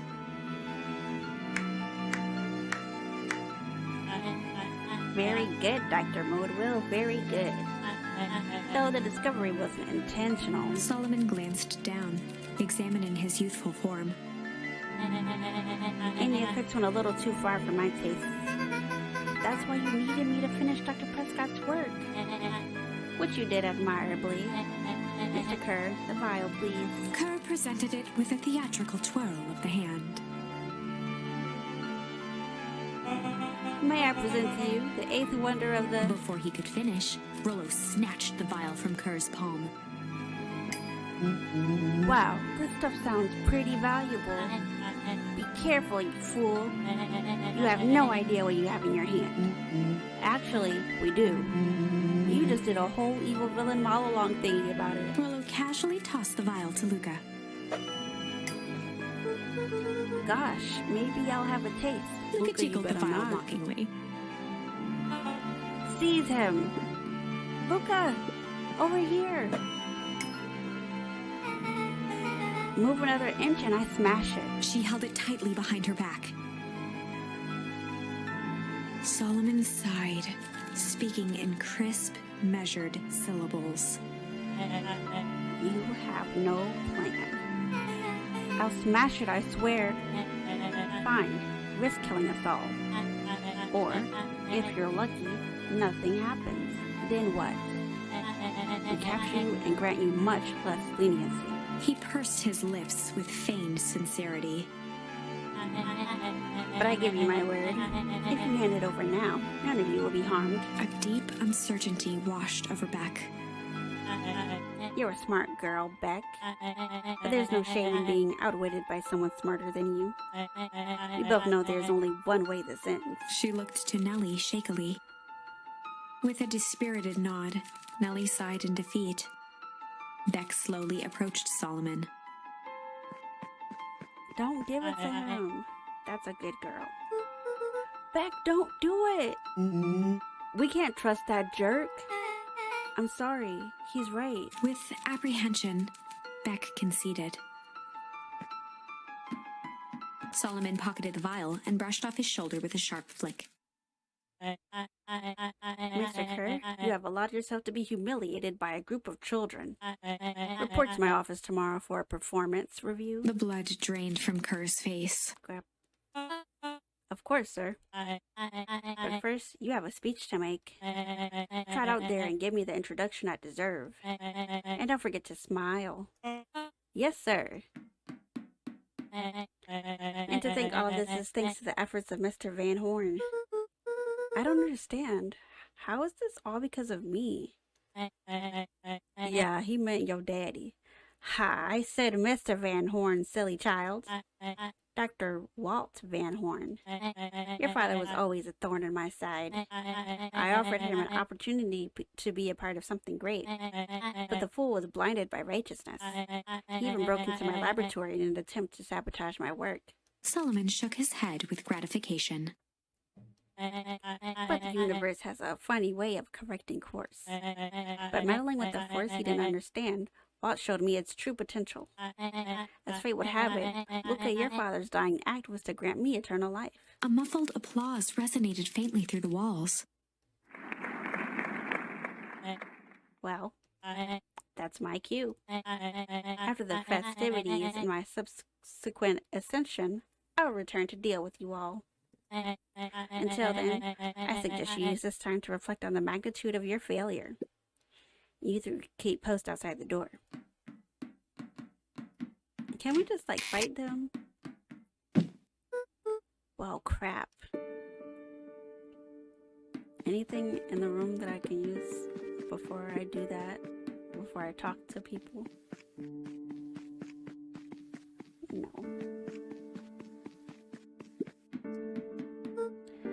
Hey. sorry, Luca. I did what I had to do. I know, it's just, we were so close. I've got a feeling that eventually Solomon will get what's coming to him. Time wounds all heals. Excuse me? Okay. Well, time seems like less of an issue for him now. Nellie was staring at the floor, deep in thought. Sorry, Luca. Give me a minute to calm my mind. I can't believe Beck sold us out like that. I'm not sure she had any other choice. So what now? What's the plan? I don't have one. I'm only 12, Rolo. Of course you do. You always have a plan. Rolo, you just need some time. Rolo, it's over. We lost. Luca, there's something you should know. After Mr. Kerr locked me in that office, I had nothing but time and curiosity. I poked around a bit, hoping to find a means of escape, but I found something else. A note, hidden in a false drawer. What sort of note? Dr. Prescott must have sensed his time of perennial harvest was growing short. So he left behind a letter with the hope it would be found by his successor. It was a confession of sorts. He left it for me, but its contents... Luca, I think they were meant for you. Why? What did it say? It was about an incident with your mother. Dr. Prescott found her in his lab with a stolen keycard. There was an accident. She had been exposed to extreme amounts of Tempest liquamine. The color dropped from Luca's face. She survived. Dr. Prescott decided to help her recover. He no longer trusted perennial harvest, so he kept her whereabouts a secret. Over time, your mother led him to reconsider the purpose of his scientific discovery. Science is often at the vanguard of change, but that doesn't mean it's always right. He realized that no one should have control over something as powerful as time itself. I now believe that's why he began to intentionally sabotage his own work. And it cost him his life. That's a reasonable conclusion. Luca was overwhelmed with emotion. But if she's alive, where has she been? Where is she now? A sudden explosion sounded from the hall. Maybe outside? Chapter 8. Comeuppance. Ears still ringing, Gran picked herself up off the ground. Through the dust and smoke, she looked over to see Mrs. Fratelli helping Hiram Tolliver to his feet. She had had to beg, borrow, and steal to acquire those explosives. How many nights had she spent visualizing how she'd use them to make things right? And now, her one shot at destroying the source, that damned hole that swallowed so much of her life, was gone. Traded for this jagged hole in a wall and a foolhardy shot at rescuing Rollo. With Fratelli and Tolliver at her side, she stepped through. It was a strange feeling. The last time she'd stalked this maze of hallways, it was in a different body. They quickly rounded a corner to find a group of clipboards guarding a door. Something worth guarding is probably something worth seeing. She leapt forward, brandishing her cane. If her last chance at vengeance for things lost was truly gone, she would just have to fight to keep what she still had.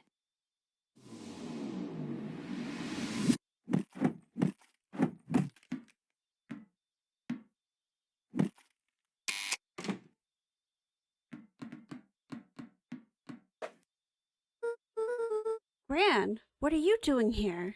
Luca, what are you doing here? We're here to save Nellie. We're here to save Rollo. Hey, Mrs. Lucas Gran.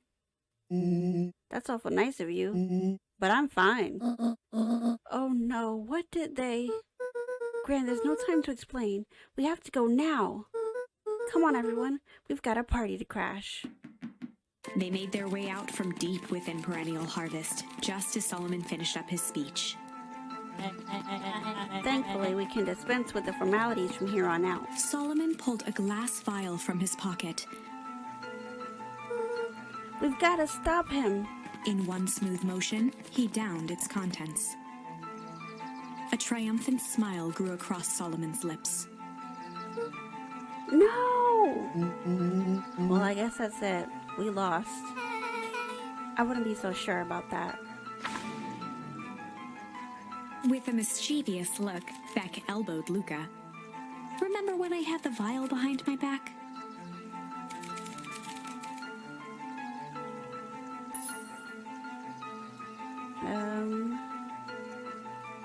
Change? I might have tweaked his wonder potion with a little change. Like pocket change? Your unlucky penny! Yeah, pop it in the vial when no one was looking. What's that going to do? No idea. That's the beauty of science. Now we observe. You can all call me Sharper Valentine. His body and face began to contort and expand as he disappeared into a belching green mist.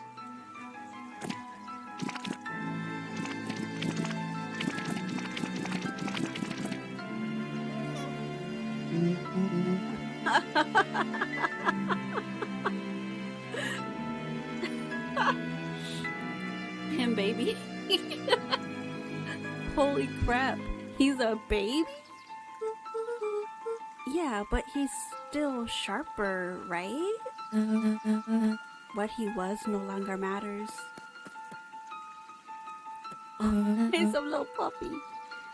This is an innocent child. I apologize for all the harm my father has caused you. Eris awkwardly cradled the squirming child. She looked to her brother, her voice shaking with uncertainty. Augustus, what do we do what Valentines always do.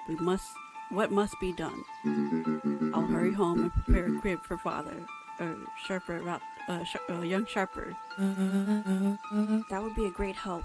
Thank you. She looked back down at the infant with equal parts kindness and terror in her eyes. He still looks mean. He looks like he will bite if he has teeth.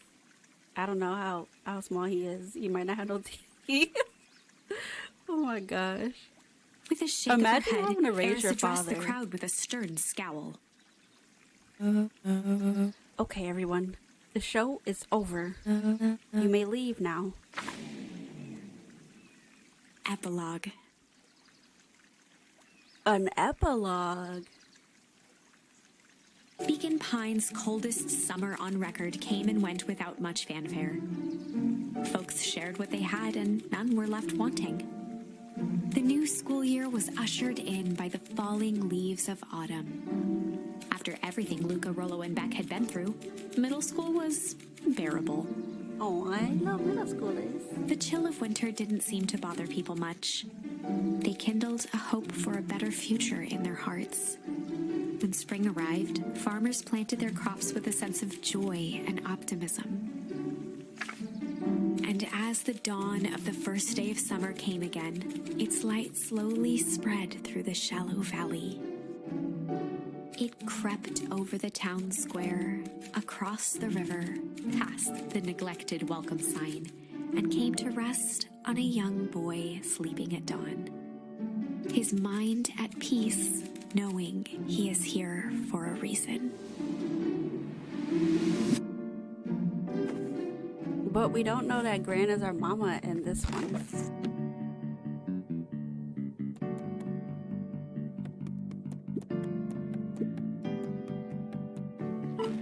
Rollo, are you up yet? Roger that. It's a beautiful day at Mission Control. You gonna swing by? Be there in a minute.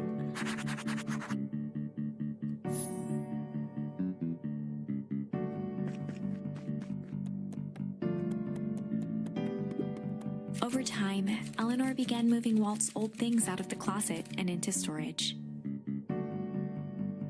Well, the book addressed her as Eleanor, but maybe that's just because we know. Eleanor had moved back into her bedroom. And now that she wasn't sneaking out late, she even slept there most nights. Does Luca know? Like, did she tell him?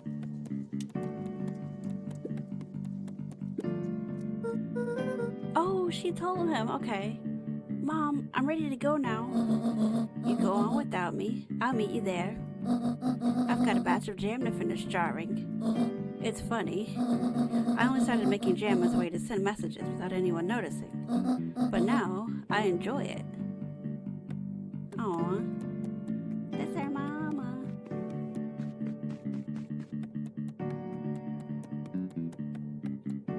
Anything outside? No? Okay. Well, I'm glad she told him. We just didn't see it happening.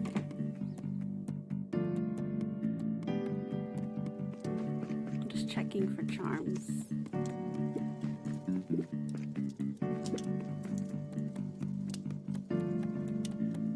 That sucks that Dad is dead. Like, he's just not coming back.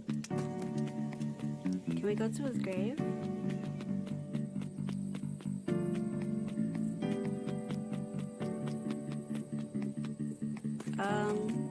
It's not there. We're in the different, okay, variation, I suppose. Oh. I hear you and Rolla have big plans for that little treehouse. Yeah, it started getting crowded after we revoked the max capacity one Rolla, one Luca rule. So we decided to expand. But at least we've got some help with that. How's the internship at Nellie and Alona's shop going? Oh, they have a shop. It's been great. I'm hoping it helps me get into the School of Agriculture up at State. Also, Nellie said she'd write a letter of recommendation, which would be huge. I just can't help but worry about leaving Rolo. He's grown up so fast, but he's still my little brother. Yeah, he had a heck of a growth spurt. I don't just mean grown, literally. This morning, he was up and finished his chores before I even had breakfast.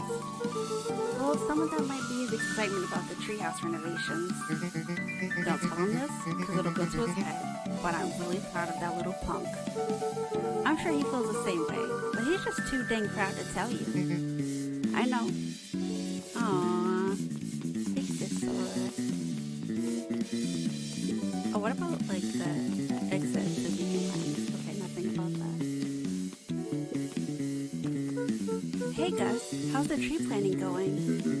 Couldn't be better. I'm so grateful to Alona and Nellie for letting me help. I just wasn't built to be a mayor. Too much bureaucracy.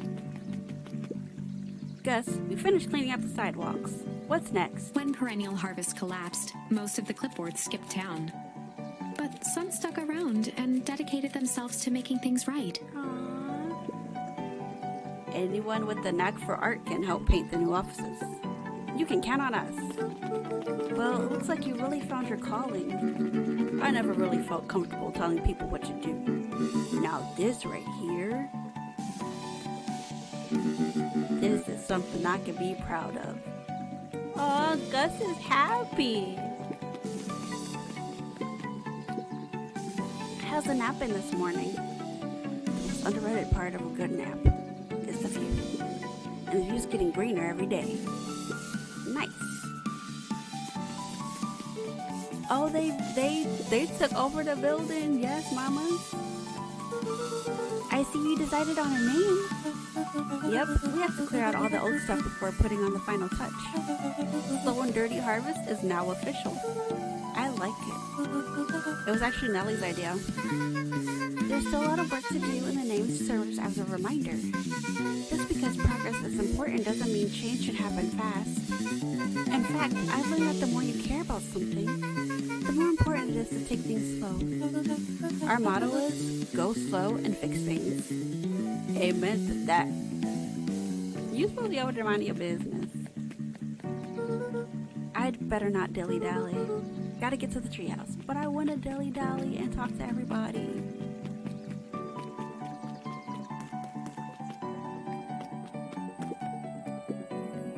Luca, get this.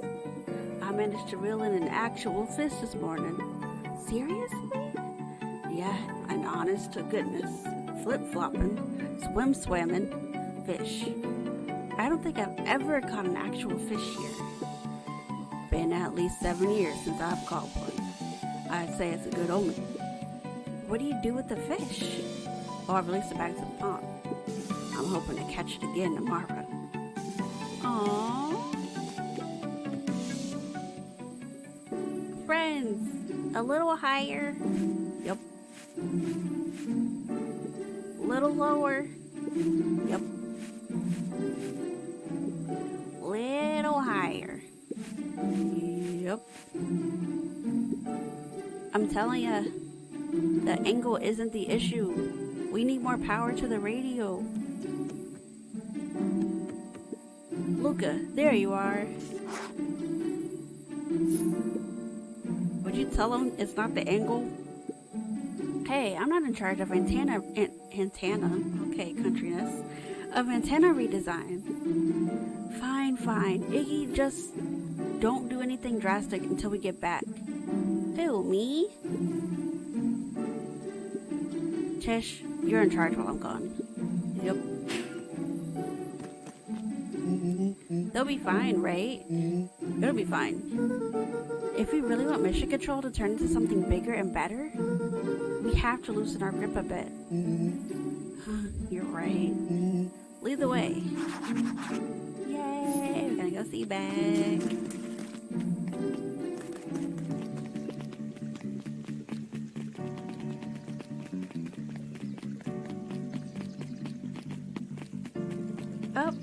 Eris and the baby. Young Mr. Van Horn. How's little Solomon, Sharper, doing? Young Sharper seems to enjoy nature more than I, so we do a lot of strolling these days. Has he, attempted to crawl out of his crib and plot world domination? Yeah. Thankfully, no. I spoke at length with Dr. Nodwell, and she feels that Sharper's infant mind was not developed enough to retain previous memories. For all intents and purposes, the child is unmolded clay. Let's hope he's a little nicer the second time around. That is the objective, yes. But really, all I can do is try and hope. Two activities I am endeavoring to find less distasteful. Well, I think you're doing a great job. And the whole town is ready to help out whenever we can. I can't wait to teach him to throw a baseball. Not you being his daddy. Eris did her best to ignore the tears welling in her eyes.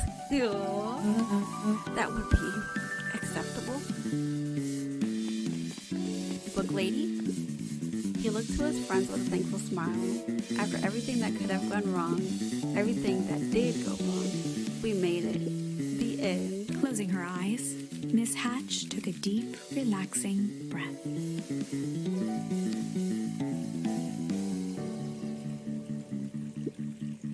Oh, hello, Luca.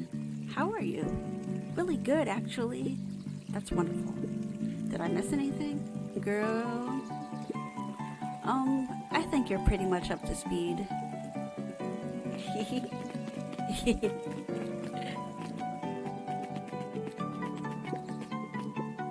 Luca, do you want a biscotti? On the house? I don't really have time. Zerio, you gotta come and see this. I finally did it. I pulled the perfect espresso. Oh, Lumi. If I didn't know better, I would think you're proud of something. As if no. It's too late. You are now officially a person that cares. Aww. Them.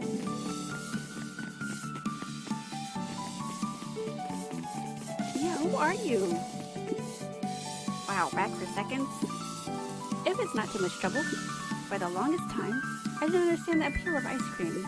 It serves no purpose, other than to be briefly enjoyed and then it's gone. But it's perfectly tasty while it lasts. I'm inclined to agree. Who are you?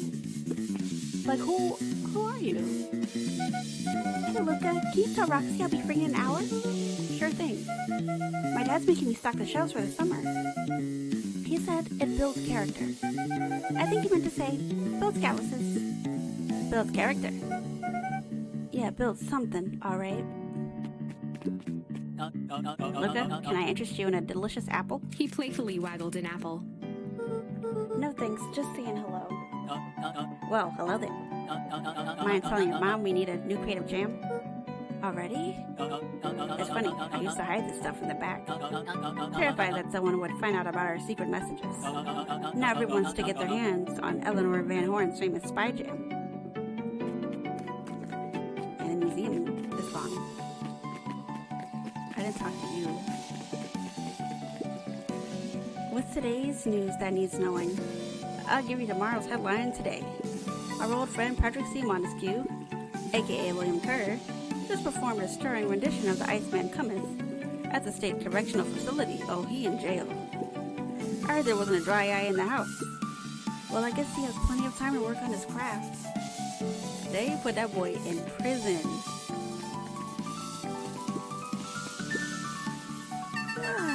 I'm glad you swung by. More follow-up questions for your story? Nope, I got everything I need. Thanks again for that. I sent a draft of the story to a reporter in Capital City, and they offered me an internship. Of course they did. You're an amazing reporter. I don't know about all that. A story about a phony corporation that picked up an entire town of people and moved them to cover up a massive illegal mine shaft full of incredibly hazardous chemicals. Sort of writes itself if you think about it.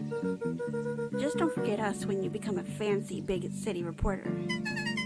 Capital City isn't that far away. I'm gonna have to come back from time to time to check in and see what sort of new trouble you've gotten yourself into. Sorry to disappoint, but my adventuring days are over. We both know that's not true. What makes you say that? Call it a reporter's intuition.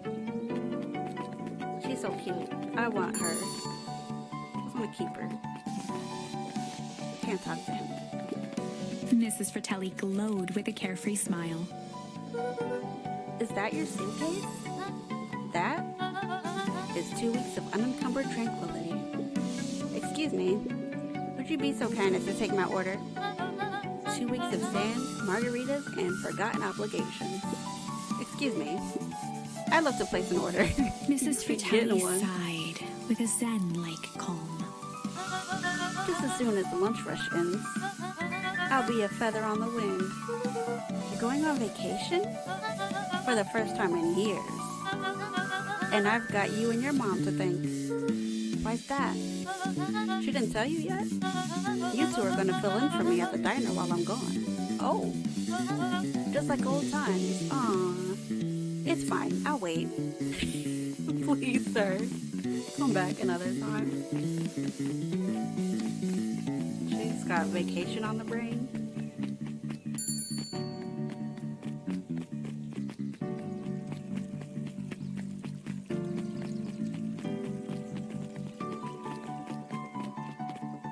What in the little babies is going on?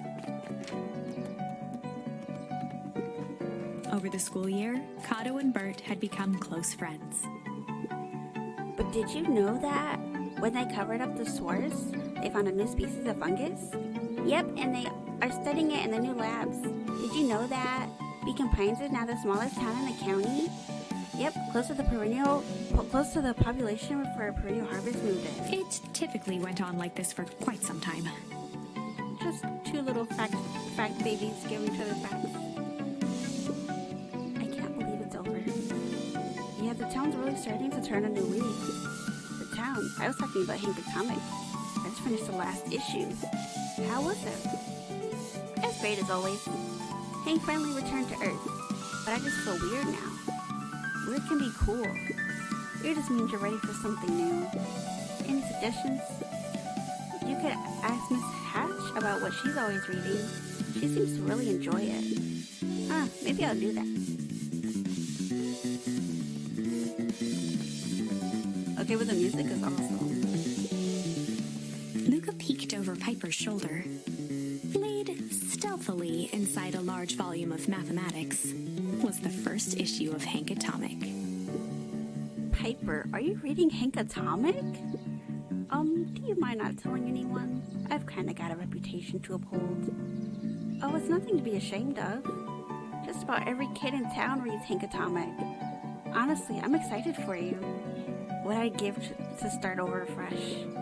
To experience again for the first time. I guess that's the downside of finishing something nice.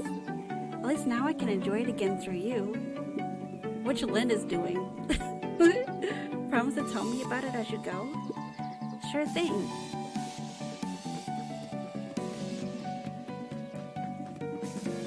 I would love to rediscover this game. All its little secrets. Hey, Mr. Nuncreed. I'm gonna go see my dad in a bit. Did you want to come with? Excuse me? Like to his grave, right? Even after everything I did, you'd still... Mr. Nuncreed shook his head. You really are your father's son, aren't you? I don't think I'm ready for that yet. Well, you're always invited. I bet he loves to hear from you. I'll visit Walt in my own time. You run along now. So, did he know that Juniper was Eleanor, or was he still trying to, like... He was trying to hit her up? With perennial harvest gone, the transportation tubes were left unused. Come on, come on. No one is too big, no one is too small. For just wild ride. Well, maybe not completely unused. Just one piece of candy? For the ride of your life. Who's next? Me. Oh, little bug boy. Guess what? Yesterday, I saw Dynasty's tidiest? And that's good? It's great! I haven't spotted one of those in years. At this rate, Beacon Heights is going to become the bug capital of the county. Are the bees back? Usually that hive, I could interact with it when the bees were gone.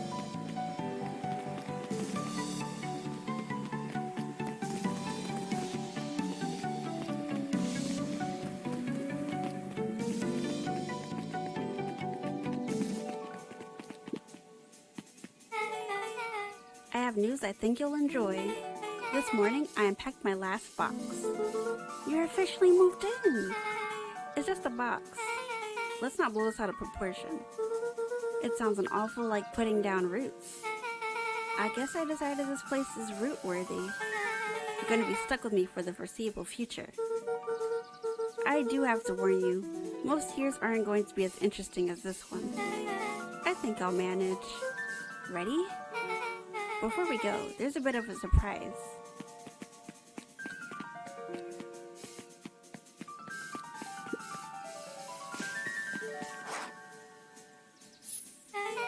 My mom's prepared this tree especially for you. They didn't have to do that. It wasn't just them. Just about the whole town pitched in. We all owe you. It should do okay in the cold of old Beacon Pines. And thrive as things warm up.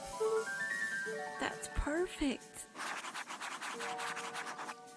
Oh my gosh.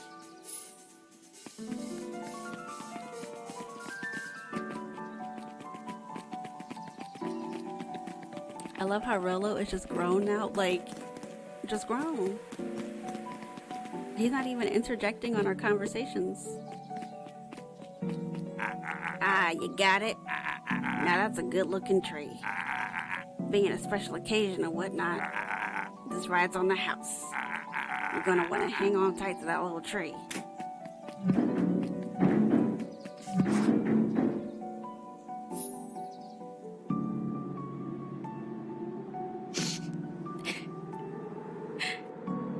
I think this is it.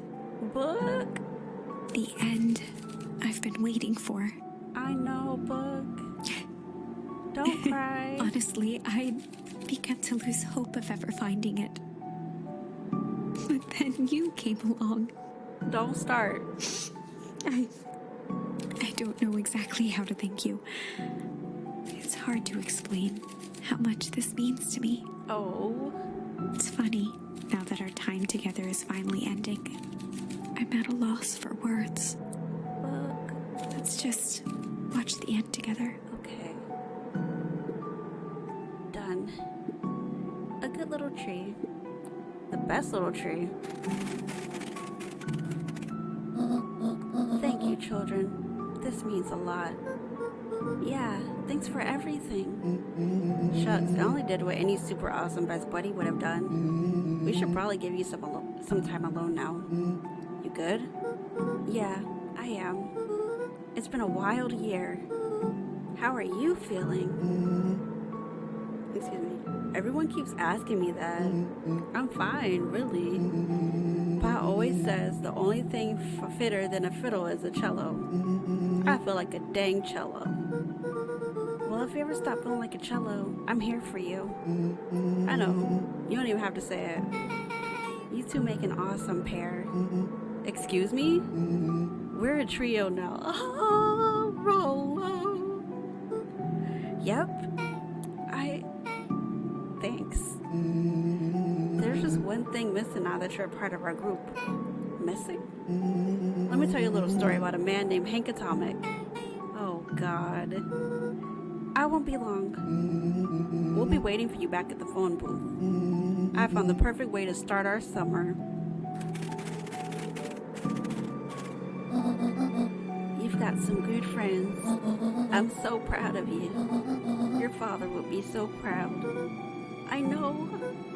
Mom, can I ask you a question? Do you ever dream about Dad? Not a night goes by that I don't. Are you afraid that you're going to forget him? Forget what he looks like? Forget his voice? No, because so much of him lives on in you. He loved that old tree, but I knew he would have loved this one more. Because his two favorite people planted it. I'll give you two a moment.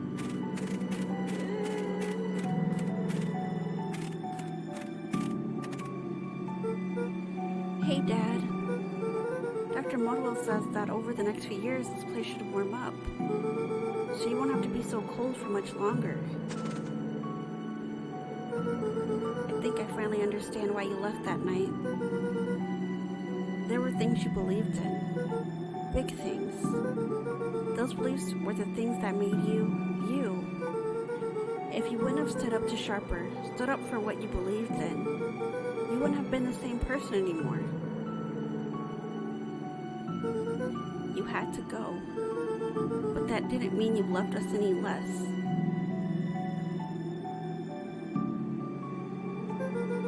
I might not visit you as much as I used to. I know you understand.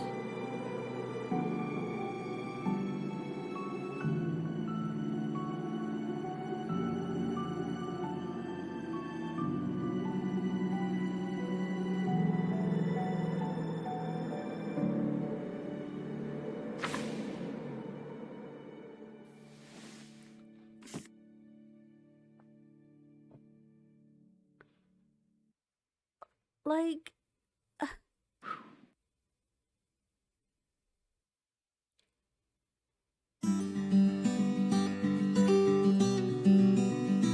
can we just like clap? Like this? Oh my gosh. That was Matt Mayer and Brent Calhoun. You guys are awesome. Kristen Mize is awesome. Oh my gosh.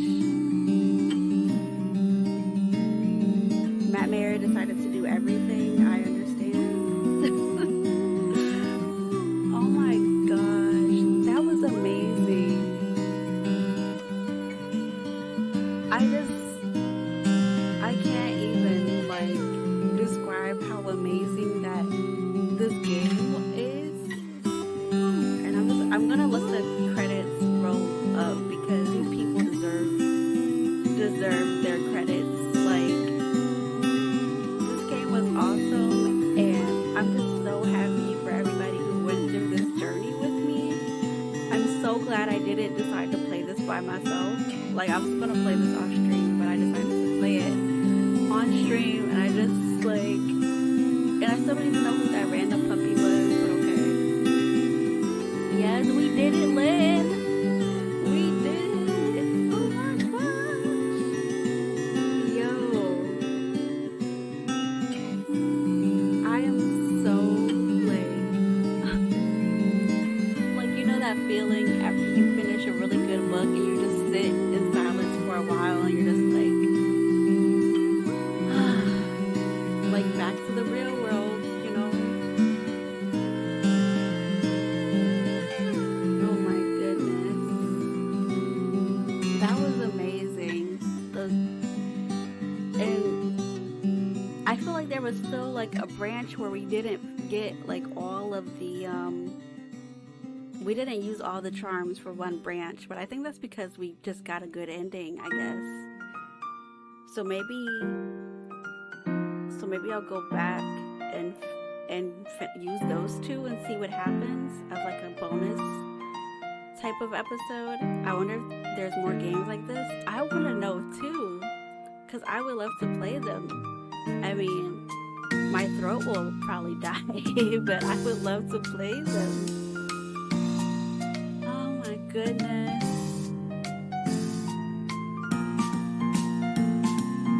Wow. All I can say is wow. Like, it was just so good. The music was so good.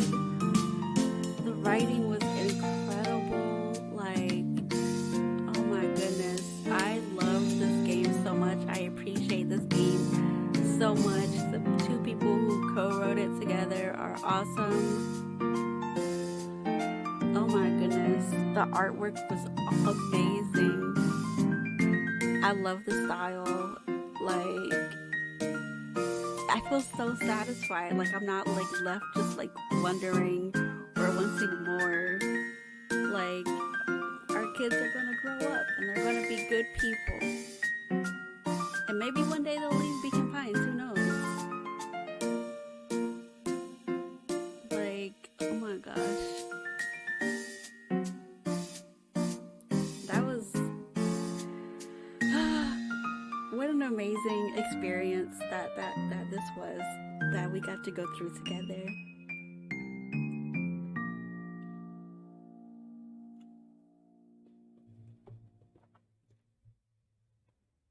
I'm so happy I played this.